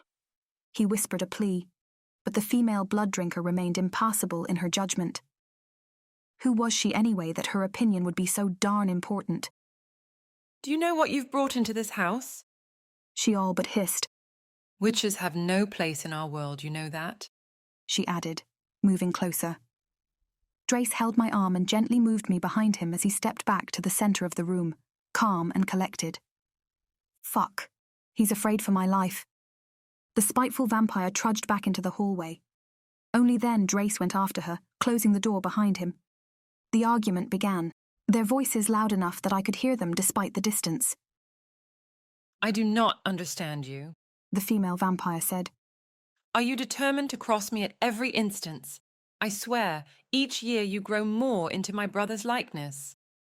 I clasped my hands over my skirt and plummeted back on the couch, huddling against its arm for reassurance. This was getting more awkward by the second. There was an open window to my right. Taking the leap and fleeing from this manor crossed my mind. But I wouldn't. The sole thing keeping me here was the conviction that had it been the opposite situation, and Drace had been the one meeting Prim and our coven of witches, this would have been their response. So, uncomfortable as it was, I had to stand by Drace, and I would, no matter what. The door slowly opened. My pulse throbbed hard in my throat, and my mouth went dry in an instant. This was not the safest place for me. A male vampire entered the parlour. I'd seen him before, that night at the London Bridge cellar. He carried a glass of whiskey on the rocks, which he casually left on the table next to me. Quietly, he suggested with a quick glance that I take a sip. We witches have our teas, and vampires have their spirits. Amen to our blessed differences. I took the drink in a single swig. God, it burned. The vampire's beauty betrayed his nature. He was tall and graced with a sculptural body that reminded me of an ancient Greek effigy. His presence, strong yet subtle in its darkness. He drifted into the armchair next to me, exuding a sudden sense of peace that filled the room. And once he sat and fixed his eyes on mine, his serene stare allayed my nervousness. I am Philip Alexander Blackwell, the vampire said with a soft American accent. He was charming, burying the side of his face into his palm as he studied me with a warm stare, his glimmering eyes so full of fascination. Nice to meet you, Phil. Please, he interrupted. Call me Alexander. All right then, Alexander. I'm afraid I've upset her, your vampire friend. Ah, he uttered, looking back at the doorway. You must forgive her, Kira. Elisa hasn't had the best experience with witches. His lips stretched in a forgiving smile. Please, do not judge her harshly. How can I? My people's enmity with your kin is legendary. I shrugged. There was something warm about this vampire. He seemed kind and awfully human, which was odd for any blood drinker. They were said to be rather cool and detached creatures. However, this one defied all those preconceptions, just like Drace. It's not my place to say this, he began, leaning forward as he sought confidence. Alexander licked his lower lip in a flash of sensuality. but I like you, so I will anyway. A brief smile. There's another reason why Elisa might disapprove of your presence here. I'm listening, I said, intrigued. She sired Drace into the blood. He said openly. You must understand, Drace is still a child by vampire standards. He relaxed into the chair once more. The moment of confidence had ended. Alexander pursed his lips. I'm sure you can see why I cannot tell you how many years he's been kindred to us. He added. Suffice it to say, Elisa's concerns are legitimate. I see. I widened my eyes. She's going through a lot of trouble over a simple fling. Alexander's blue eyes fixed on me. Is it, though? Raising his brow with an air of naivety, he bit his lower lip. A dimple pierced his cheek as he drew half a smile. Out of the corner of my eye, I saw Drace step into the room alone. Alexander placed his rugged hand over the chair's arm and pushed the seat back, taunting me with a wicked glance as he stepped away. I'm sorry about that. Drace said, sitting next to me. He sighed. Elisa, he said, looking back, making sure Alexander had left. She can be quite protective sometimes. I understand. I mumbled the words, but my mind still ravelled around Alexander's last remark. Was this more than a fling? How could it when centuries of sworn discord stood between our kith and kin? I couldn't shake those questions off my mind. Kira, he asked. Are you all right? Yeah, sorry, I said. It's Sunday. I have to get back to the shop and do some inventory, I harumphed. I should get going. Gliding my hands over my skirt, I got on my feet. Should I walk you there? Drace asked, standing, the gentleman he was. No, that's fine. I forced a smile. The walk to the manor's entrance was silent, each of us burdened with our own demons. I'm sorry things didn't turn out the way I wanted. He pursed his lips, holding the door open for me to pass. We are what we are, I said dryly. Shall I call you a cab? Eager to please, his voice shaded with apprehension. I'll take the tube, thanks. I walked down the front steps and reached the gates. Drace followed. Kira, he said. I looked back. His gleaming eyes danced with uncertainty as he bit his lower lip. In a flash, he grabbed my arm and dashed closer, pressing his lips on mine in a voracious kiss. I welcomed it and returned his kiss with burning intensity, waves of desire crashing inside me, making it harder to separate from him. He cupped the sides of my face and mildly parted, now pressing his cheek against mine. Drace then whispered, I'll see you soon. It was a promise, a vow not rendered to the hands of Lady Fate. Moments away from swooning on the pavement, I nodded. My face felt so warm. Drace's kiss filled my heart with hope and made the walk to the underground station a little less painful. By the time I reached Knightsbridge Street, my thoughts turned darker still. I trudged on the sidewalk towards Hyde Park Corner, arms hugging myself, pondering whether pursuing a relationship with Drace was worth the effort. Even if Alexander's suspicions had been true, our people's hate for each other would be an undeniable hindrance. Standing on the platform, I heaved a heavy sigh.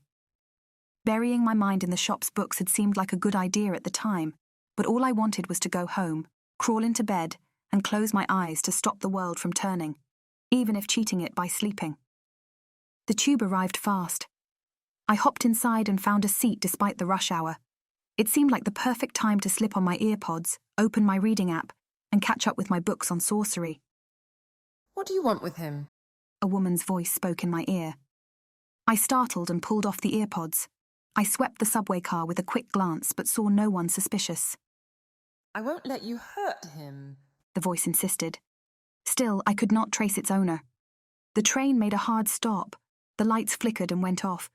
Goosebumps rippled up my arms. Bad omen. Through the crowd, in the twilight of the cart, I saw flaming blue eyes staring at me. Stay away from Drace, the voice hissed in my ear. The woman's pale face flashed inches away from me and disappeared so fast it made me question if I had imagined it all. But deep inside, I knew it to be real. The blood chilled in my veins, and I shuddered like a frightened child as I acknowledged the woman to be Drace's maker. The vampire, Elisa. The driver spoke through the overhead speakers. We've experienced a technical issue that will be solved in a few minutes. Please stand by for further information. Thank you for your cooperation.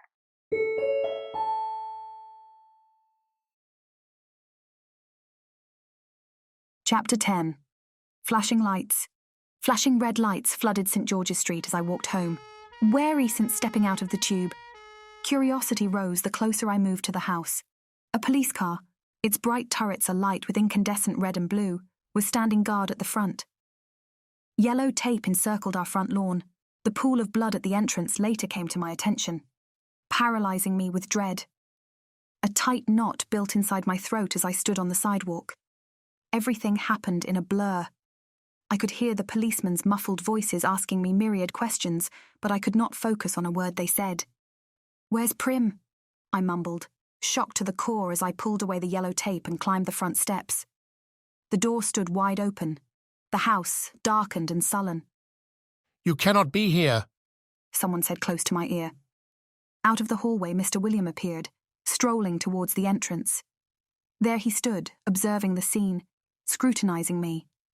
His sharp yellow eyes then locked on mine and he uttered a low, disturbing meow. "I live here," I mumbled, picking up Mr. William and holding him in my arms.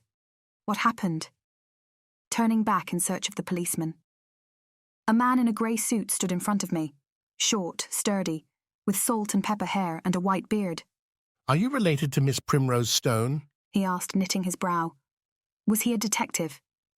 "I'm her niece," I uttered with a shaky voice, warm tears looming in my eyes. "Your aunt suffered an attack," he said. "Judging by the conditions inside, we believe she was the victim of a robbery gone bad." I remained silent. My soul dropped and spiraled into unfathomable darkness. Dear God, a voice said in the distance. Kira, are you all right?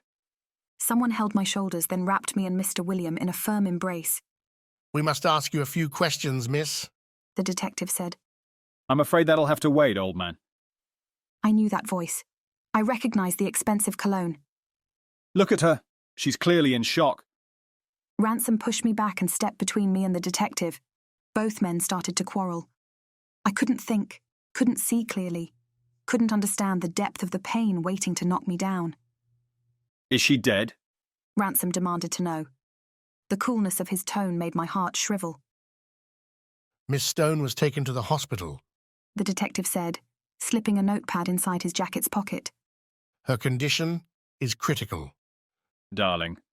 Ransom held my shoulders with firmness. He bent his knees to meet me at eye level. You cannot stay here. I'm taking you home. Prim's alive, I mumbled. She will recover, right? I wish I could tell you that, my dear. Ransom said under his breath. But the odds seem rather low. And then it happened. The vacuum swallowed me whole. It filled me with absolute pain and darkness that I'd not experienced since my parents' demise. I burst into tears, shivering inside and out. Come on, darling. Ransom held me close to his chest. Let's get out of here. You're in dire need of a sedative. But I have to see her, I cried. And you will. He assured me, taking Mr. William away. But not now, love. You're not ready. Let me take care of you, okay? I nodded and allowed him to take me to his car. I walked to the vehicle in a daze. Bits and pieces of the moment escaped me. All I knew was that Ransom closed the door and turned on the ignition, and we set on the road to his flat as I silently wept.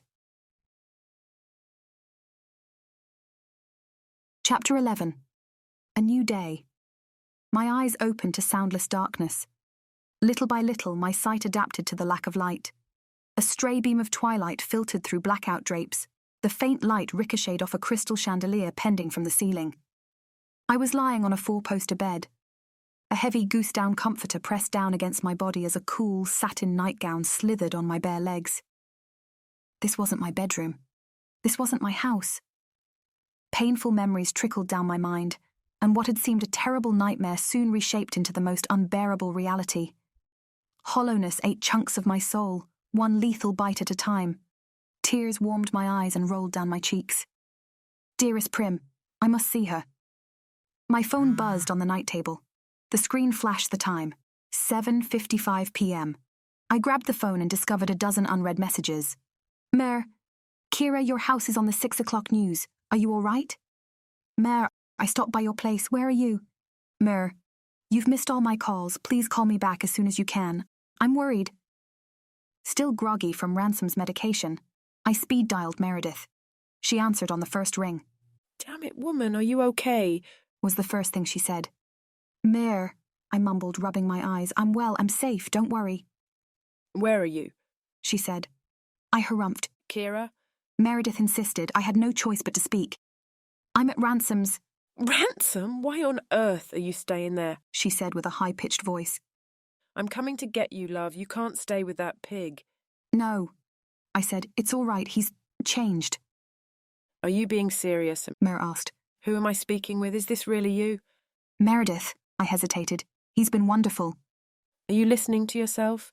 Please, I scowled. I'm not fully awake. Obviously, she scoffed. Mer then took a moment to hold off her chastising demeanour. I'm sorry, Kira. I'm just glad you're okay. Do you have any idea who did this? A slit of amber light penetrated the room as the door opened. Mer, I gotta go, I said. I'll talk to you later. I ended the call, turning to the doorway where Ransom's silhouette appeared. You're up. Ransom spoke in a soothing voice. He was carrying something in his hands as he entered the room. A porcelain cup glistened in the dim light when he set it on the night table. It was redolent with lavender vapours that instantly permeated the air. Ransom ambled to the window and pulled the drapes open, immediately flooding the bedroom with dim lighting. He turned on a Tiffany lamp that stood by the dresser. Its soft amber gleam slowly spread across the walls. Now he started towards the bedside. He sat at the foot of the bed, a hand landing on my knee. Memories of our time together leapt inside my mind. A familiar intimacy sparked between us without remedy. How are you feeling, love? He asked in the same velvety voice, his green eyes holding me in the sweetest stare. A bit groggy, to tell you the truth. I frowned. Where's Mr. William? Do you mean that filthy cat? He snubbed. He's at your place, of course. I would not bring some street animal inside my home.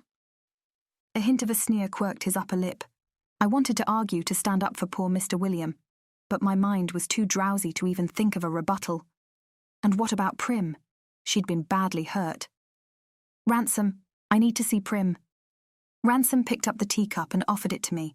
I held the warm drink between my hands and inhaled its fragrant vapours. Darling, I'm sorry. Visiting hours are long gone, he said, puffing my pillow with a tap of his hand.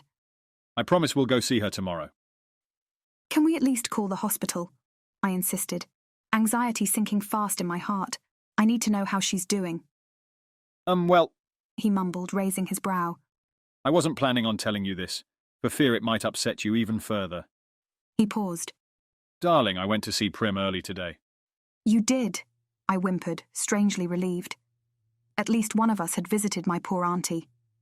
How is she? I dreaded asking, but I had to know. Ransom inhaled deeply. He pursed his lips and looked away for a second. She took a hard blow to the head, my sweet. He glided his hand down my leg over the comforter.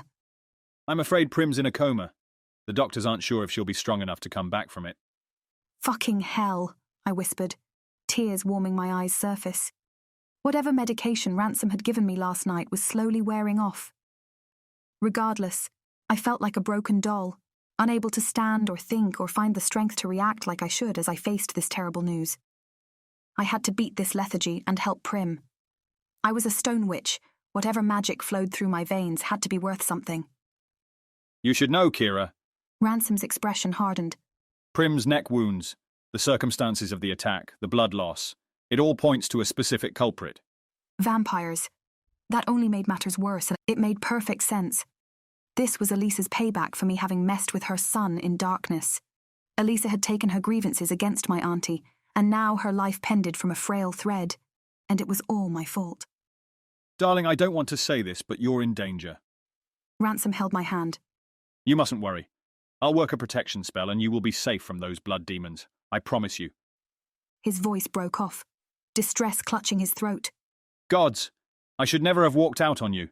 I was selfish and immature, and not the man you deserved. He shook his head.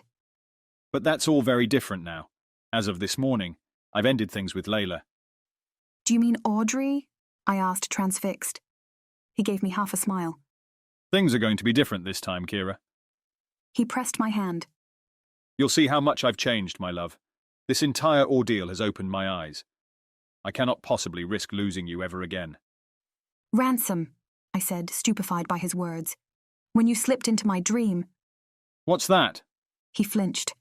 Dearest, I haven't the faintest idea of what you're talking about. I would never do such a thing. Now please drink your tea. I drew the warm cup close to my lips. Ransom, I said. Yes, my love. I need to go back to the house. Whatever for? Ransom frowned. If it's clothes you need or personal items, you'll find no lack of attention to those matters in my regard. I can provide you with anything you need, dearest. You know that. It's not that, I added. I must fetch my things, my sorcery things.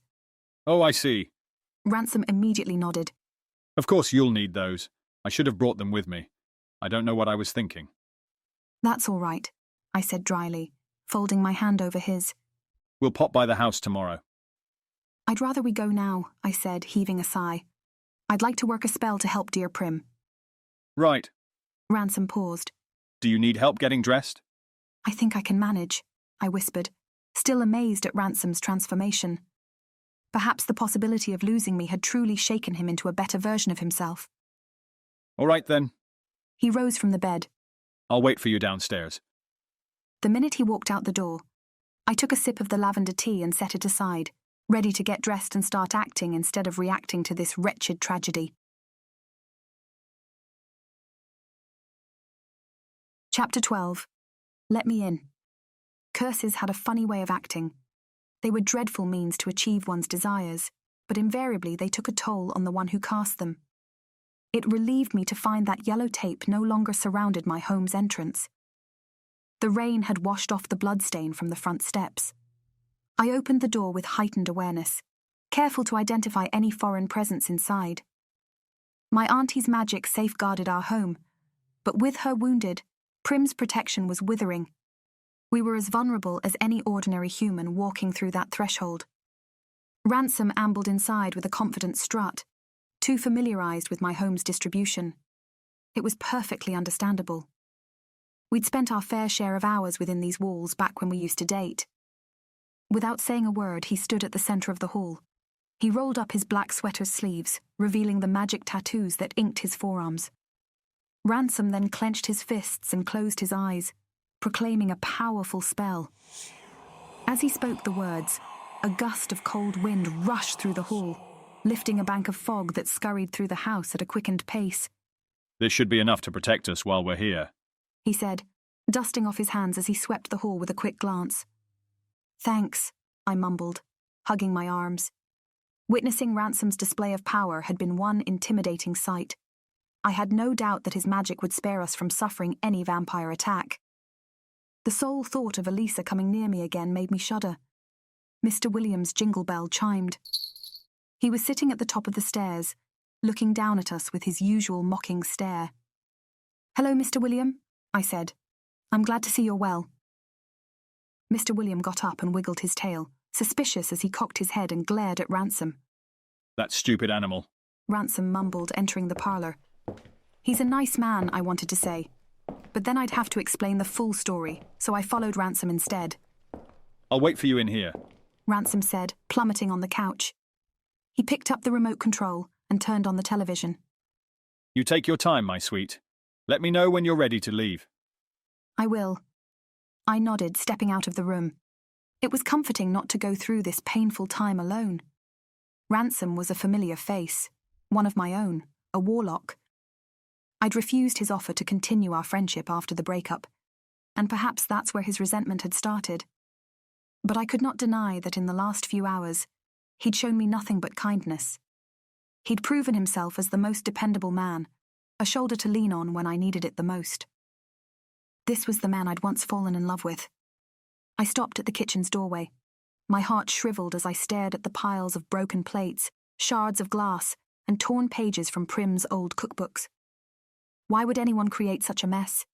Had Elisa faked a robbery simply to cover her tracks? It made no sense. She was a mighty immortal. Why go through all that trouble? Kira, a voice said. My stomach churned at the sound. My gaze slowly sailed to the kitchen's window. And there I saw him. Dark, brooding eyes glaring at me with unfathomable hope. He was handsome in blue jeans, a light heather grey t-shirt, and a brown leather biker jacket. I parted my lips, hesitating to say his name. Drace, I whispered. A rapid cascade of emotions rushed inside me. My hands trembled, and my heartbeat raced beyond control. Drawn to him without remedy, I went to the window. Vampires, I reminded myself. They hurt Prim. It had been a dream, believing our kin's differences would never interfere between us. This had been a terrible mistake. Allowing Drace into my life had opened the door to Prim's tragedy and could lead to Meredith's harm. This was no longer about me. I had to protect the people I loved. Go away, I said with a soft voice, stepping away from the window. Flustered, I pulled open the drawer, searching for my pocketbook of spells. I took that and a fistful of sage and slipped them inside my handbag. Kira, I'm sorry about what happened to Prim. Drace pressed a hand against the window pane, lowering his chin as he tried to lock stares with me. I couldn't take that chance, risk falling for the vampire's glamour, so I opened the back door and stepped into the garden. I felt confident surrounded by tall brick walls. What's wrong? Drace asked. How the hell is he here? I looked up. He was standing on the wall, walking along the narrow edge as if it were the easiest thing. I chose to ignore him, no matter how difficult. I knelt on the grass and grabbed a bunch of Prim's potion herbs.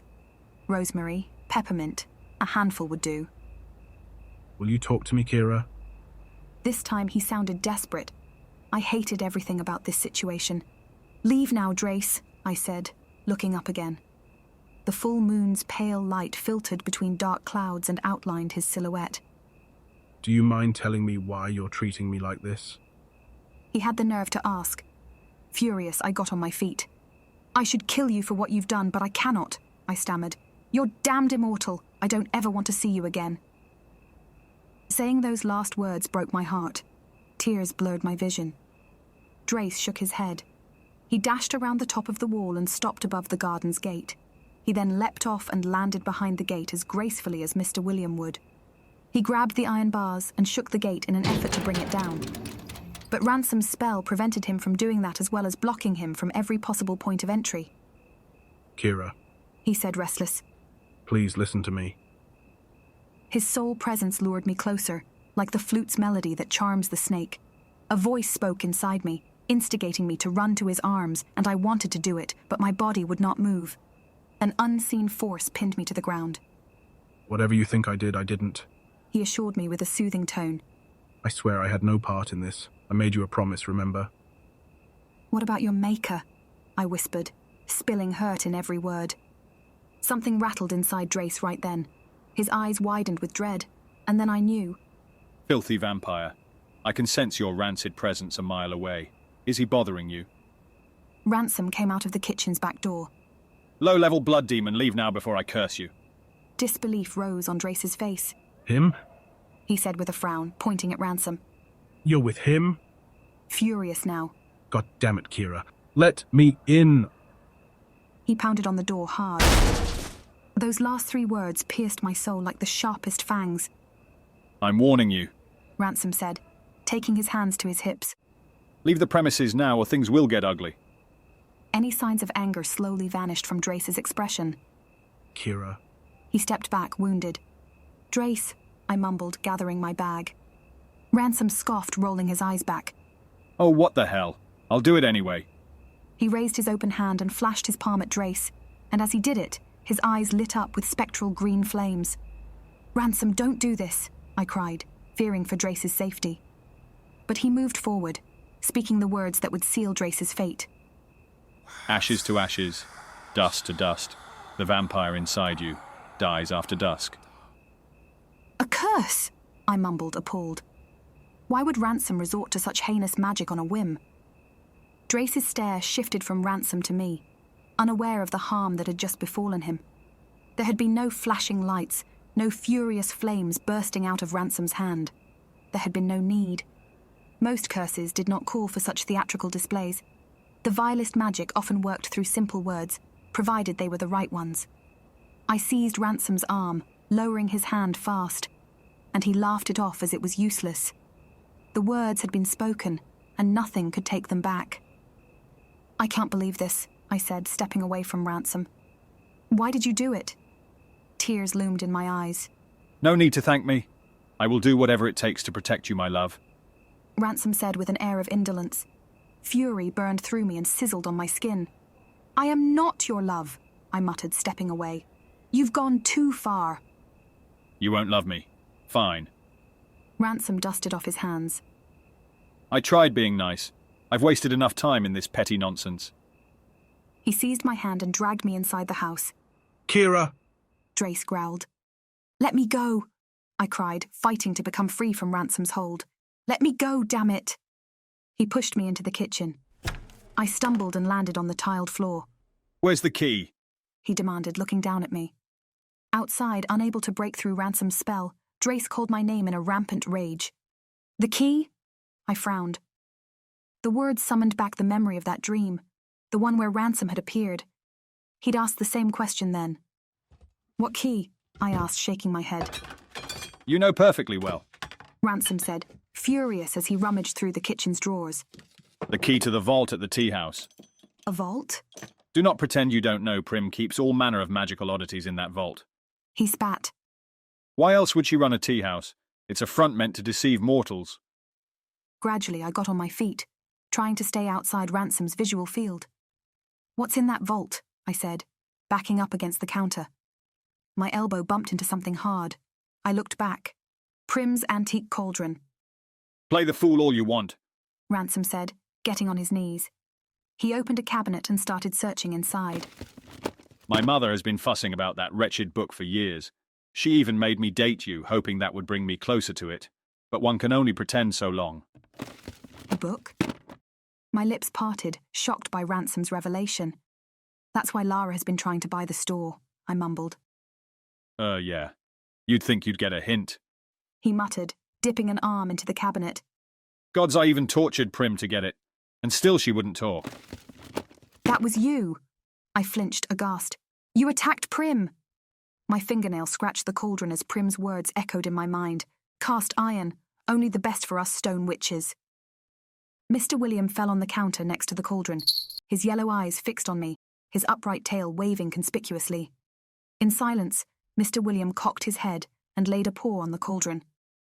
Was he suggesting what I was thinking? I had to act fast. I can't wait to find that stupid book, so this can all go away. Ransom went on. And the first thing I'll do when I find it is get rid of you. Yeah, that's not going to happen. I grabbed the cauldron. Stealthy as Mr. William, I walked up behind Ransom and dropped the iron beast over his head. Ransom uttered a low growl and dropped on the floor, unconscious. Fuck! I said, staring down at him in full panic. I'm sorry, you horrible man!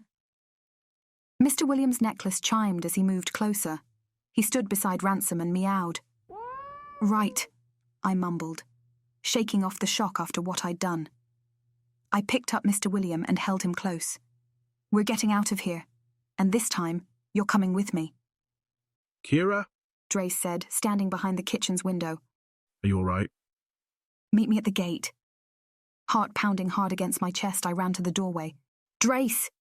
I rushed to him the minute I stepped on the sidewalk, a place free from Ransom's spell. He reached for me with arms open, cheeks flushed with anxiety as he held me in a warm embrace. Are you hurt? He whispered, gliding his fingers through my hair. Did that psycho warlock hurt you? I'm more worried about him, to be honest, I mumbled, one hand holding Mr. William, the other cupping the side of Drace's face. But you, I added, looking into his eyes. Are you feeling all right? Horror sparked from every nervous fibre in my body as I recalled Ransom's curse. Me? Drace furrowed his brow. I feel perfectly fine. Gods, what a relief. I sighed and started to walk. We should get going. Kira. Drace said with a guttural voice. When I looked back, he took a hand to his chest and winced.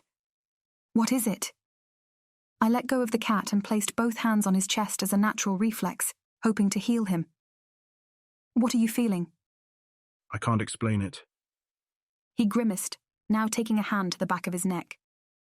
Pain. Sharp like 1,000 shards of glass pricking my flesh. Fucking Ransom, I whispered. He did this. What the hell did he do? Drace passed an arm over my shoulders to hold his balance. He cast a curse to strip away your immortality, I said. With each passing minute, you'll become more human. That doesn't sound so bad, he mumbled, starting to walk through the pain with my help. I pursed my lips. You're quiet.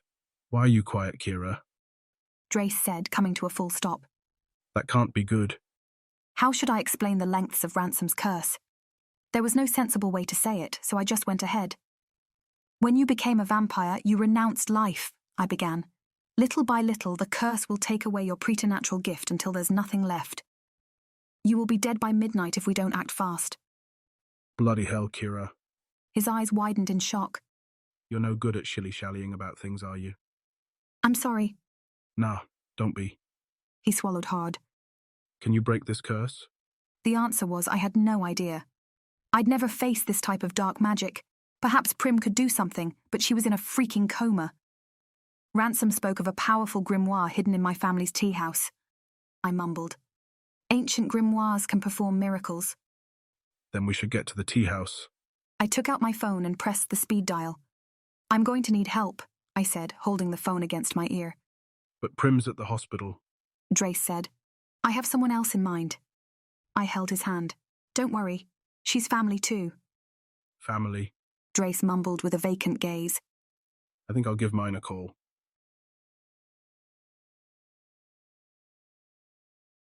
Chapter 13. If Victorian walls could speak. Meredith was waiting on the sidewalk when we arrived at the tea house. I brought everything on your list, she said the minute I reached her. She wasted no time, opening her tote bag to show me the array of candles, herbs, salts, and a special saucer. Thanks, Mare. You're the best, I said. Don't thank me yet. Meredith slipped a hand inside her jeans pocket. Out came a glinting silver key. Meredith, you wonderful woman. I took the shop's spare key and hugged her immediately. Thank you for your help, Drace told her as he leaned against the wall. The pain must have been the harshest yet, although he did his best to conceal it. That's what friends do, she dismissed.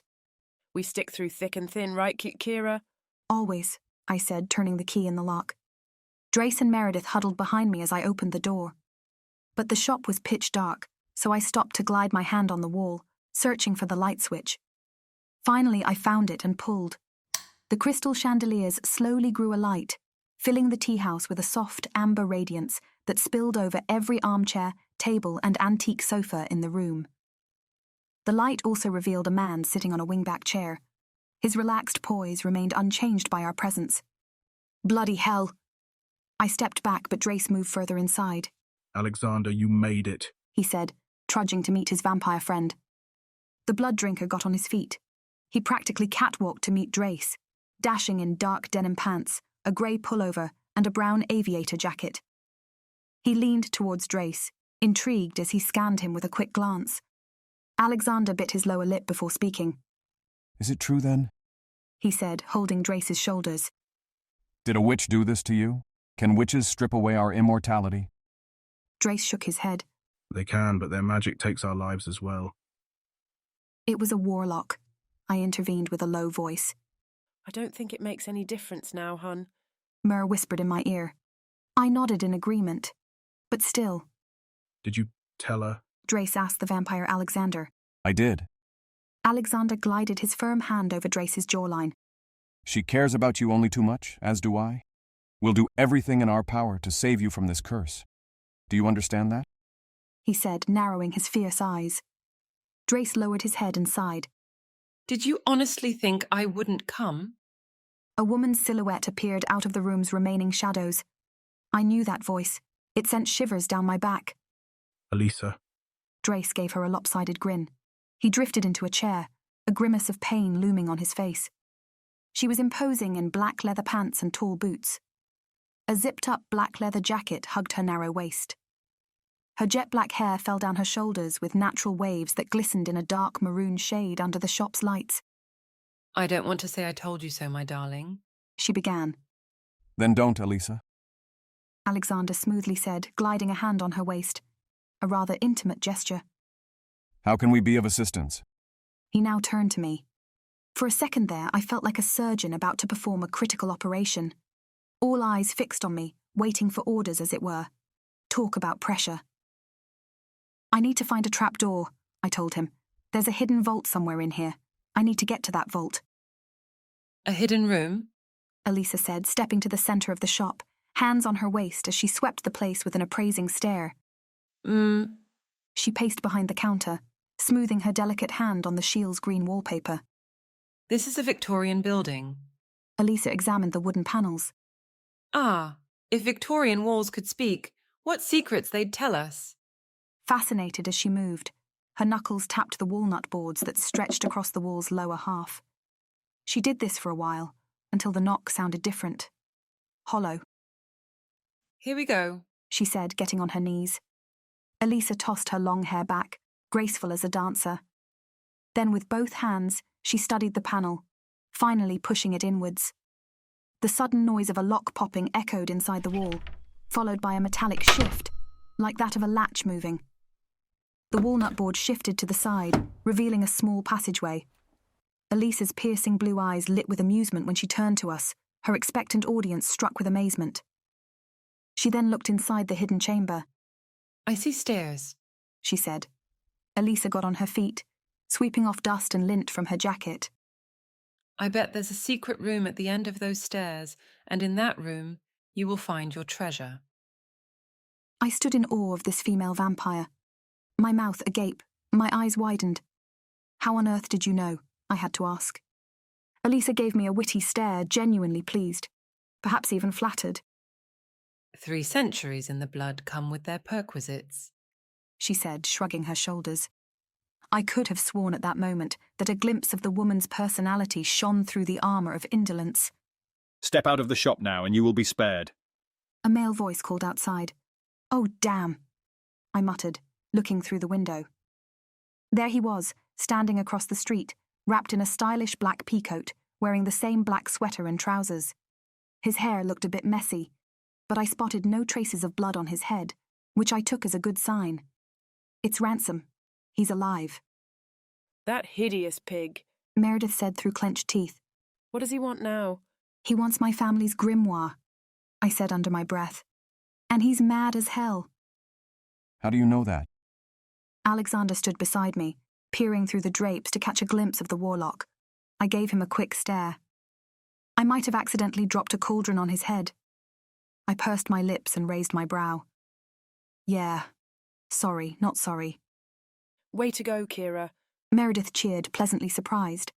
Alexander frowned, giving me and Mir a disapproving glance. For a vampire, that was very judgmental of him. Trust me, he had it coming, I told Alexander. We have to move fast. I'll come with you. Mir held my shoulder, ushering me to the shop's hidden chamber. Damned warlock, Drace grunted, struggling to rise from the chair. I'll get him this time. He kept his balance with a hand on the wall. His pale skin and bloodshot eyes screamed the urgency to counter the spell. Darling, you can't. Elisa stood in front of him, a hand gently pressing his chest. Her body leaned towards him, with eyes full of concern as she searched to meet his stare. Her voice had been tender, heartwarming, as she persuaded her fledgling. You're not strong enough to face that warlock. I'll do it, Alexander casually said, taking off his jacket, which he then placed on the chair's back. You're not facing that madman. Don't you see what he's done to Drace? Elisa peered through the glass. Besides, he's not alone. Huh? I uttered, hunched by the small door, ready to plunge into the secret passage. There's someone with him, Elisa mumbled, eyes fixed on the street. A woman. A woman, I echoed. Look at all that ridiculous radiance emanating from her. Elisa mused, her attention locked on the woman on the street. She's a witch, a powerful one. She paused. A friend of yours, maybe? This I had to see. I got on my feet quickly and dashed to the edge of the counter. From this point, I got an angled view of the street, enough to see the woman standing beside Ransom. She was a formidable presence, garbed in all black clothes, a long dress fitted to her lean body, diamonds shimmering around her neck and cuffs. Jaw-length, slick dark hair framed her pale face, enhancing her wicked green eyes. That's Lara Knightley, I said, shocked. She's a head witch and Ransom's mother. Let me guess, Alexander said. She's mad as hell too. I nodded. Bloody hell! Elisa groaned, rolling her eyes back. I hope you've learned your lesson, Drace. Witches are nothing but trouble. Drace leaned against the wall, brooding as his stare met the witchy pair outside. He took a deep, hurting breath. What can we do to stop them? He said in a low voice. It then dawned on me. Amulets, I said, rushing through the store. Prim kept our family heirlooms spread across the place disguised as decoration.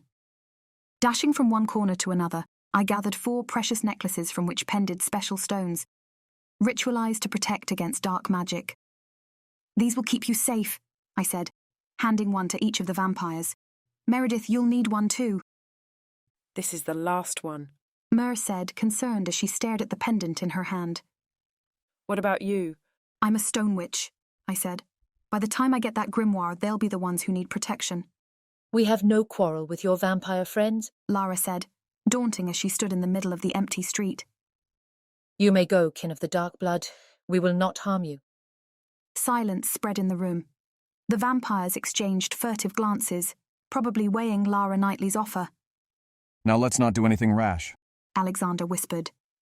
We don't want to provoke them. A minute later, Elisa ran to the door. Silver bells chimed as she flung it open. Fuck! What is she doing? Is she really going to leave us to our fates? "Leave now, children of the night, and no harm will fall on you." Lara continued, raising black-gloved hands in the air. "Oh!" Elisa cocked her head and clucked her tongue. "That's such a sweet gesture, but I take orders from no one, especially not from a grimy witch." "Grimy? How dare you?" Lara said. Elisa's fierce eyes burned with spectral blue flames. "You hurt my son!" she hissed. In a flash, Elisa disappeared from the shop's entrance, only to materialize again next to Ransom. With mechanic precision, she seized his arm and jerked him close to her, enough for him to see her widened mouth and lethal fangs looming beneath her crimson lips. Ransom's face went blank with dread. Elisa then grabbed his neck and stabbed her teeth into the flesh, ripping a chunk off which she spat to the ground. Blood splashed and trickled to the pavement as Ransom wailed with unfathomable pain. Taking a hand to his neck, he fell on his knees, rivulets of blood slowly pouring through his fingers. "Now we're even," Elisa said, standing by the shop's entrance, proud of her achievement. "What have you done, you demon?" Lara cried, witnessing as her son's face paled. She took off her gloves and dashed to Ransom, placing her hands on his neck while whispering healing incantations. Light wrapped Ransom in a flickering sphere that slowly faded. Lara then turned to us with renewed vindictiveness, glimmering in her widened eyes. Still on her knees, she raised her hands and proclaimed a silent incantation. The wind raced in an instant, trees swaying, leaves whirling in the darkened street. Thunder shook the heavens, followed by powerful lightning. God damn it, Alexander mumbled, shaking his head. He then rushed outside to meet Elisa. A whirlpool rose amidst the shop, slowly growing in force, sweeping off doilies from the tables and picture frames from the wall as it tumbled from one end of the shop to the next. Kira, Meredith called. we have to go now. We have to get that book. Right, I nodded, shaking out of the daze. I hurried to meet her by the hidden entrance, got on my knees fast and went through the doorway without looking back.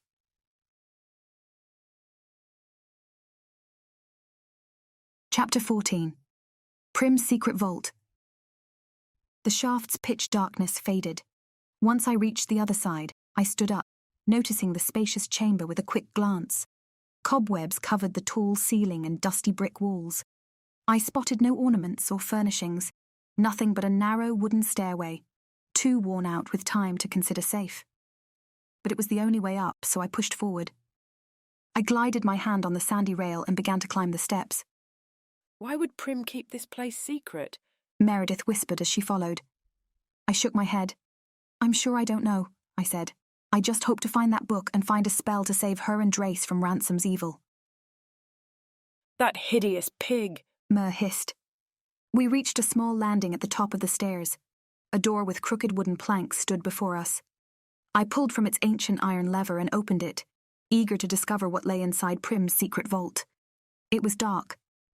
I took my phone and turned on its digital flashlight, waving it across the chamber's floor to mind my steps when I stumbled against a piece of furniture. With a quick pass of the flashlight, I outlined a vintage table. Not Victorian, but even older. On the table were a dozen wax candles, all in different sizes. A large matchbox lay next to them. I directed the light at the table more carefully this time and smoothed my hand over its surface, sweeping away a thick layer of dirt covering it. There's something drawn on the table, Mer whispered, moving closer. There is, I mumbled, clearing the dust more expressly now. A sketch appeared with circles and lines, crosses indicating a special layout. I think, I said, picking up a candle. This goes here. I held it over one of the circles and was astonished to see they made a perfect match. This was no ordinary design. One by one, I placed the candles where the circles had been drawn, forming a circular pattern. I lit them all and then stepped back. What I saw was not an ordinary lighting device. These were custody candles, meant to protect the object placed in the centre. Except... "There's nothing here," I mumbled, staring at the empty spot inside the candle ring. That can't be it. Meredith moved closer. There must be a drawer or something. Her hands inspected every inch of that crooked table with no success. I pulled down my sweater's sleeves and stepped back to the centre of the room. The book. I winced. Where's the book? A cool draft filtered inside the chamber, swiftly enveloping my legs. I examined the wooden walls surrounding me, failing to find a window or shaft that would explain it. Something else stirred in the air, making the atmosphere denser, heavy with a dozen presences, if not more. "Do you feel that?" I whispered, startled as I realised what it was. Meanwhile, candlelight flickered and grew, licking the walls of this forlorn chamber. Feel what? Mare said. "We're not alone." White mist escaped my lips as I spoke. The room shook. A curtain of smoke, dust and debris fell upon me, clouding my view. "Mare?" I said with a quivering voice. "Kira," a woman called. The voice I did not recognise to be Meredith's. I turned around, trying to find the voice's owner. "Kira, are you all right?" Meredith coughed somewhere inside the heavy cloud of dust. "Did you hear that?" I all but hissed. She gave no answer. "I guess not then," I added, stepping further towards the mysterious voice. "Kira, honey." This time, it was a man's voice, and this one rattled something in my core memory. A flash of an image struck my mind then, the last day I ever saw my parents alive. A bank of white, dense vapour scurried through my legs, warm as I stood on a platform. The clouds slowly dissipated, and the smoke-puffing metal beast that had taken my parents 10 years ago stood before me. "Kira," Dad said, leaning down until his gaze met mine. "Prim is going to take good care of you while we're gone." He pursed his lips. Affection glowed in his blue eyes. "I'll miss you, sweetie." "Be good, sweetheart." Mum slipped on her leather gloves in a hurry. "Oh, blasted snowstorm. Will it ever stop?" she mumbled. She then knelt before me, arranging my scarf with loving care. Mum's warm hazel eyes fixed on mine. Her crimson lips stretched in an endearing smile, the kind that could melt my heart away. "Take care of my sister, will you?" she whispered in confidence. "I love you, honey." The warmth of her lips pressed against my forehead brought tears to my eyes. The beast's whistle called all passengers inside. Mum got up again and readied herself to climb into the train's car. I prepared for the vision to be over, bracing myself for the imminent blows of pain that would follow. "Darling," Mum turned to say, and her witty eyes locked on mine. "Don't forget to place the book in the centre. Go to page 378. I frowned. That was certainly not part of this memory. Mum pressed a heavy, leather-bounded book into my small hands. I hugged it tight against my chest. My mother smiled, pleased, as she hopped into the passenger car. Dad followed her inside. "Page 378, I mumbled, holding the book steadily. The number was important. "Don't forget about that number, Kira. Page 378. The train's chimney howled, pistons and cylinders churned. A blur of dense steam lifted from the ground and spread across the platform, clouding my sight. "Kira!" Meredith cried, grabbing my arm through the smoke. She tugged and pulled me towards her. "Kira, you're back," she said with panting breath. "Back?" I furrowed my brow. "Back from where?" "I'd love to know." Mer said, waving her hands in the air. "You were here one minute and gone the next. You vanished into thin air. It was like..." "Magic," I said, looking down. Squeezed against my chest, clutched tight between my hands, was the grimoire my mother gave me. There was no time to waste. I rushed to the table and set the book in the centre of the circle. When I opened it, I discovered an inscription on the first page. "This grimoire belongs to Laurel Stone, head witch of the Stone family of witches. Head witch, I said, struck with bewilderment. My mother was a head witch. I turned over the parchment pages, careful not to tear them. A myriad of spells and incantations flashed before my baffled eyes, tempting me to read further, but I refrained. This was not the time. Then I came upon page 378. Beautiful calligraphy framed the heading of this section. Curses and counterspells, I read aloud. Below were listed dozens of spells to combat all manner of curses. Prim's curse. Which one is Prim's curse? I frantically said. Kira, Meredith said. You've got 20 minutes until midnight. Fuck, I growled, shutting my eyes close. Prim, I love you. Fight Ransom's curse with all your might, please. Ransom's magic has nothing on yours. I opened my eyes and stumbled upon the spell. Curse to strip a vampire's immortality. Reversal. I read the 2-paragraph spell as fast as I could. I'll need your help, Mer. Looking back, I noticed her, still shaken by my earlier disappearance. I'll need some stuff from your bag. Meredith offered me her tote with haste. I took out only the magical items required for the spell. A small clay saucer, sandalwood incense sticks, and sage. I bound the last 2 with a red ribbon. I lit the bundle with one of the custody candles and allowed the fumes to envelop us before starting the spell. Time to say the words, I said under my breath, heart beating hard against my chest. My mouth went dry. So much depended upon this going well. I could feel my body trembling inside. Mer's hand folded over mine. It's all right, Kira, she said with a soothing voice. I'll say them with you. She hesitated for a second. If that's okay. I pursed my lips and nodded, fighting oncoming tears. I don't want to lose him, Mer, I whispered. You won't. She smiled. You're a powerful witch, Kira. You just travelled who knows where to bring back your family's grimoire. If anyone can do this, that's you. I forced a smile. You always said you were a stone witch by adoption, I mumbled. So let's do this together. Both of us leaned closer to the book. What was bound is now broken. I proclaim the curse from Drace, the immortal, be lifted. Be gone, evil magic. Return to the depths of hell and cause no further harm. That should do it, Meredith said victoriously. Something jumped at me from the page. It was a fine print below the spell. For all my cleverness at giving Meredith an extensive magical shopping list, I had failed to add one crucial element to complete the spell. Oh, bugger, I moaned. What is it? This note at the bottom of the spell, it says, lock the magic into the chosen vial to be used by the immortal blood drinker. A vial? Meredith shook her head, confused. I don't remember that being on the list. It wasn't, I said, biting my lower lip. There must be something else we can use. Mer stuck her hands inside her tote bag. Herbs and candles wouldn't do the trick. Defeated, I slipped my hands into my jeans pockets and heaved a sigh. Wait, I mumbled, digging into my left pocket. This might work. I pulled out the small tube and flashed it before Meredith's hazel eyes. Chapstick, she scowled, folding her arms over her chest. She then raised one eyebrow, giving me a cynical stare. Are you being serious? Absolutely. It's either that or nothing at all. Resolved, I opened the tube's cap and hovered it above the magical fumes evaporating from the terracotta saucer. The red smoke swirled in the air and entered the container, tinging the lip balm crimson immediately. As the last of the magic fumes entered the chosen vial, I placed the cap back on, locking the magic inside. On second thought, I said, opening the cap. I rolled up the lip balm and smeared it on my lips. Kira, what are you doing? Meredith squinted, her mouth agape. It's only right, I simpered. I'll deliver the spell to him with a kiss. Meredith raised her shoulder in a half shrug.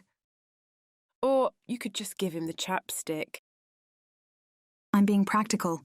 My cheeks burned. Practical, huh? She teased. Come on, I said, heading to the stairs. I've got a prince to kiss before midnight and then it's off to save dear Auntie Prim. I'll just get the book. I turned, heading back towards the table when suddenly the world shook hard beneath my feet. I stumbled against a wall. Meredith fell to her knees. Both of us clung to the walls as the entire building sustained blow after blow of gigantic invisible punches, one after another. Dust and debris fell through the cracks of the old chamber. An immediate cloud of smoke covered it all, while chunks of timber fell over our heads. Meredith screamed. I screamed. What the devil is happening? Meredith said, finally getting on her feet. Kira, we've got to get out of here. What about the book? I said, trying to move towards the table with no luck. The place creaked all around us. At that moment, the candles blew out. Pitch darkness filled the room. This whole place is coming apart. Mer said, holding my hand fast. Let's go. We dashed downstairs as blasting sounds echoed in the chamber that led back to the shop. The old wooden staircase cracked under us. The entire flight of stairs collapsed and started to plummet behind us. Go, go! I pressed Meredith as the small square of light filtering from the shop became visible. Meredith slipped through the narrow doorway first. I followed, all but stumbling to the floor as a dark cloud of dust and smoke puffed out of the secret passage and into the tea house. What the hell happened to you? Elisa said, disturbed by our bedraggled appearance. My gaze swept the vampire from high-heeled leather boots to the piercing blue eyes staring down at me with utter condescension. We're all right, I mumbled, scrambling on my feet. Thanks for your concern. I then spotted the lip balm rolling past Elisa's fancy boots. In a flash, I lunged on the floor and reached to grab the tube with my ashen hands as if my life depended on it. My dear child.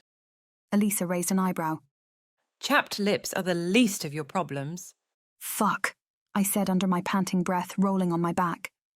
My eyes fixed on the ceiling for a moment as I struggled to catch my breath. Another powerful blow struck the building, and that shook me back into alertness.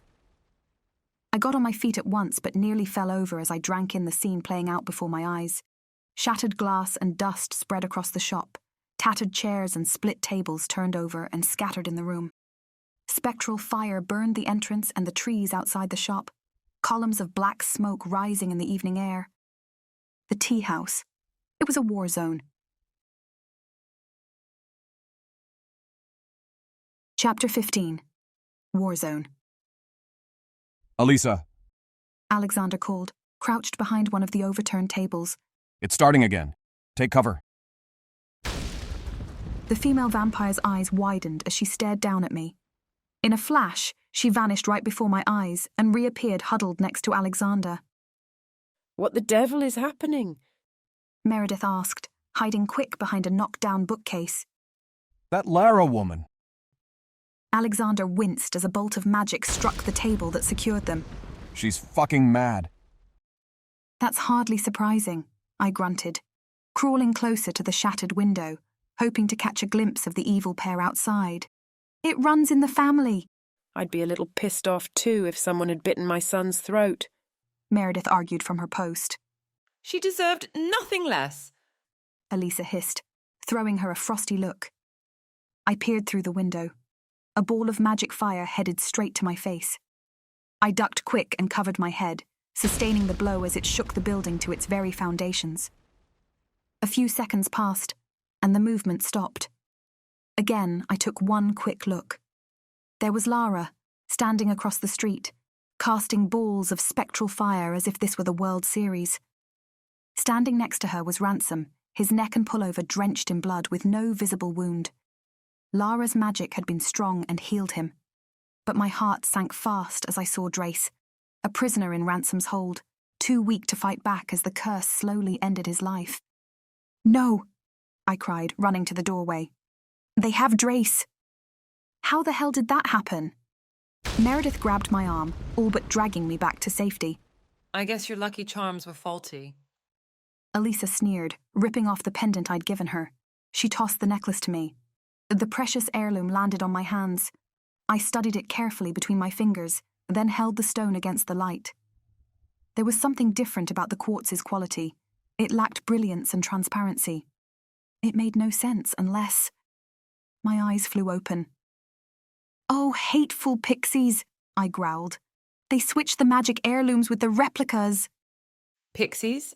Elisa scowled. Please. Alexander said, shaking his head. I don't even want to know. I've had enough magic for a lifetime.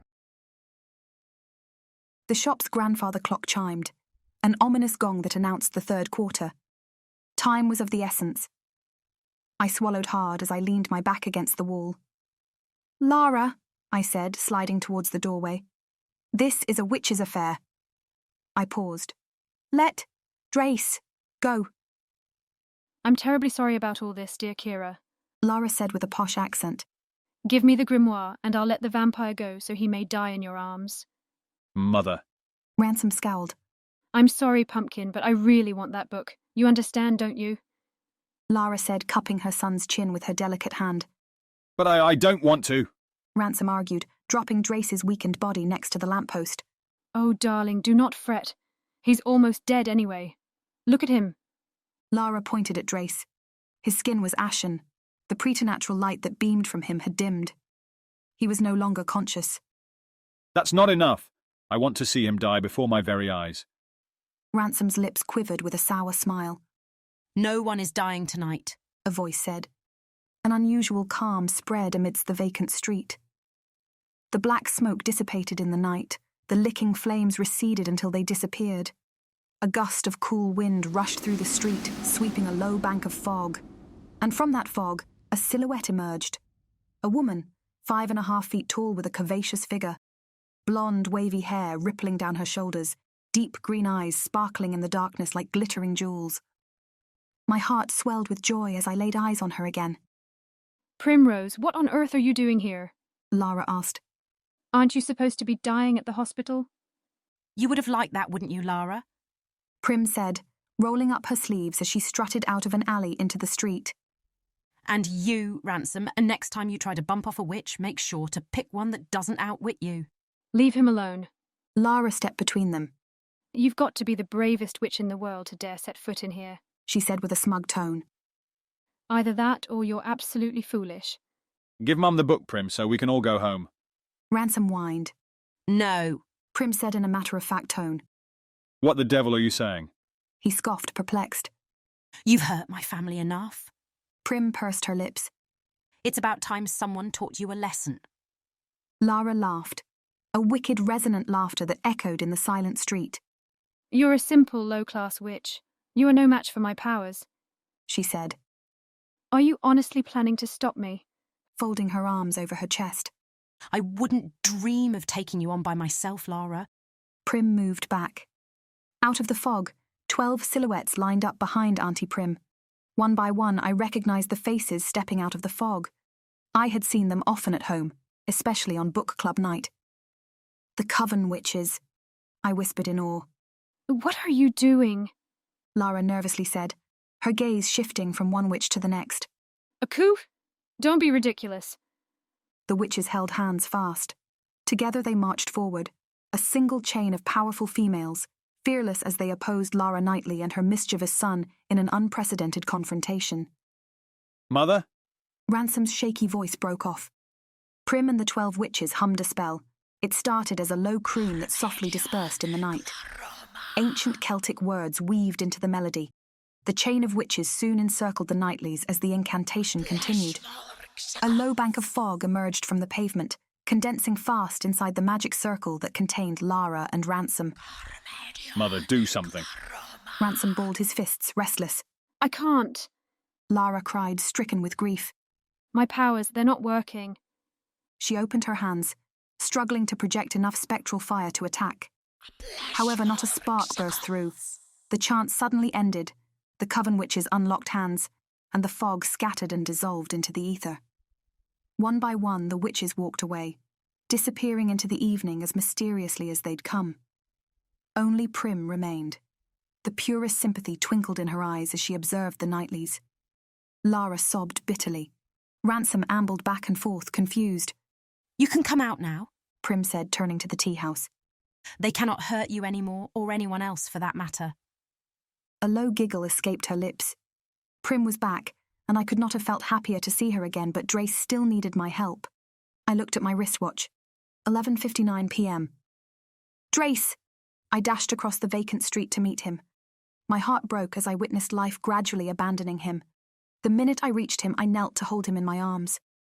Please, please, I whispered between gasping breaths as I shut my eyes. Whatever magic lives in me, please make this work. I leaned closer, cupping his face between my hands. His skin was cold as marble, his light all but gone. I pressed my lips against his, sealing the counterspell at last. Magic radiated from me in slow pulsing waves, soft beams of light that engulfed us inside a spectral sphere. Soon Lara's cries muffled. Other voices in the street faded away. A low buzz echoed in the powerful sphere that enclosed Drace and me. In the distance, Westminster's bells marked the dreaded witching hour. Midnight. Was it too late? Had I lost Drace forever? Tears rolled down my cheeks when something shifted in this kiss. I sensed the softness of lips pushing back against mine, the warmth of tender hands gliding on my jawline, smooth as their thumbs caressed my cheeks. I opened my eyes. Bliss filled my heart to the point where it hindered my breathing. "Drace," I whispered, tears of joy blurring my sight. His eyes were open wide, glistening with life, precious garnets of profound obscurity. "You're alive," I mumbled in a daze, bemused by his preternatural beauty. A smile danced on his lips. Thanks to you, I am. His voice was laced velvet, delighting my senses. "Yeah, well," I bit my lower lip. "I'm not letting you go that easily," I added, pulling a lock of hair behind my ear. I'm not going anywhere. He whispered, meeting my eyes with a steely stare. Kira, I love you. Wave after wave of warmth crashed inside me and spread to my every limb, making them tingle with excitement. "And I love you," I said. Then, unable to hold back any longer, I locked my arms around his neck and kissed him once more, oblivious to the columns of dark smoke rising from the shop into the evening air, the roaring sound of police sirens drawing near, the mumbling voices of Lara Knightley and her son, now deprived of all magic, as they tried to explain themselves to the authorities. The world could have blown to pieces, and I wouldn't give a damn because I had him. This was the man I loved, the vampire I loved, and he was back in my life, and that was all that mattered. Chapter 16. Red Wine. Lively reggae blasted off the speakers of an old boombox, Prim's choice of vintage tracks as usual. Restoring Stone's Teahouse wouldn't be an easy feat. It would take weeks to build up the place from the wreckage caused by the Knightleys. But time would pass by in a blink in the company of the helping hands of so many coven witches, and a few vampires too. If we stuck to the schedule, we'd manage to open properly by Yule, which thrilled Prim and me. What better way to celebrate the return of the light than to inaugurate our renovated shop? The sisters had brought their own booze tonight. I'd set up the snack table as usual, but this time I added a coffee station to be safe. I ambled through the shop, sweeping the floors, occasionally engaging with our guests. I stopped to watch a pair of ladies who were caught up setting the new wallpaper. Others arranged the reupholstered chairs. Kinship and sisterhood lingered in the air. It was warm and welcoming and made me feel at home. "It's a clean-up party, my dear," Prim said, leaning against the wall, broom in hand. "Doesn't your lot ever throw this kind of gathering?" Elisa gave Auntie Prim a quizzical stare. Not our type of thing, I fear. Her piercing blue eyes shimmered with suppressed amusement. We vampires seem to gather only to plot against our own.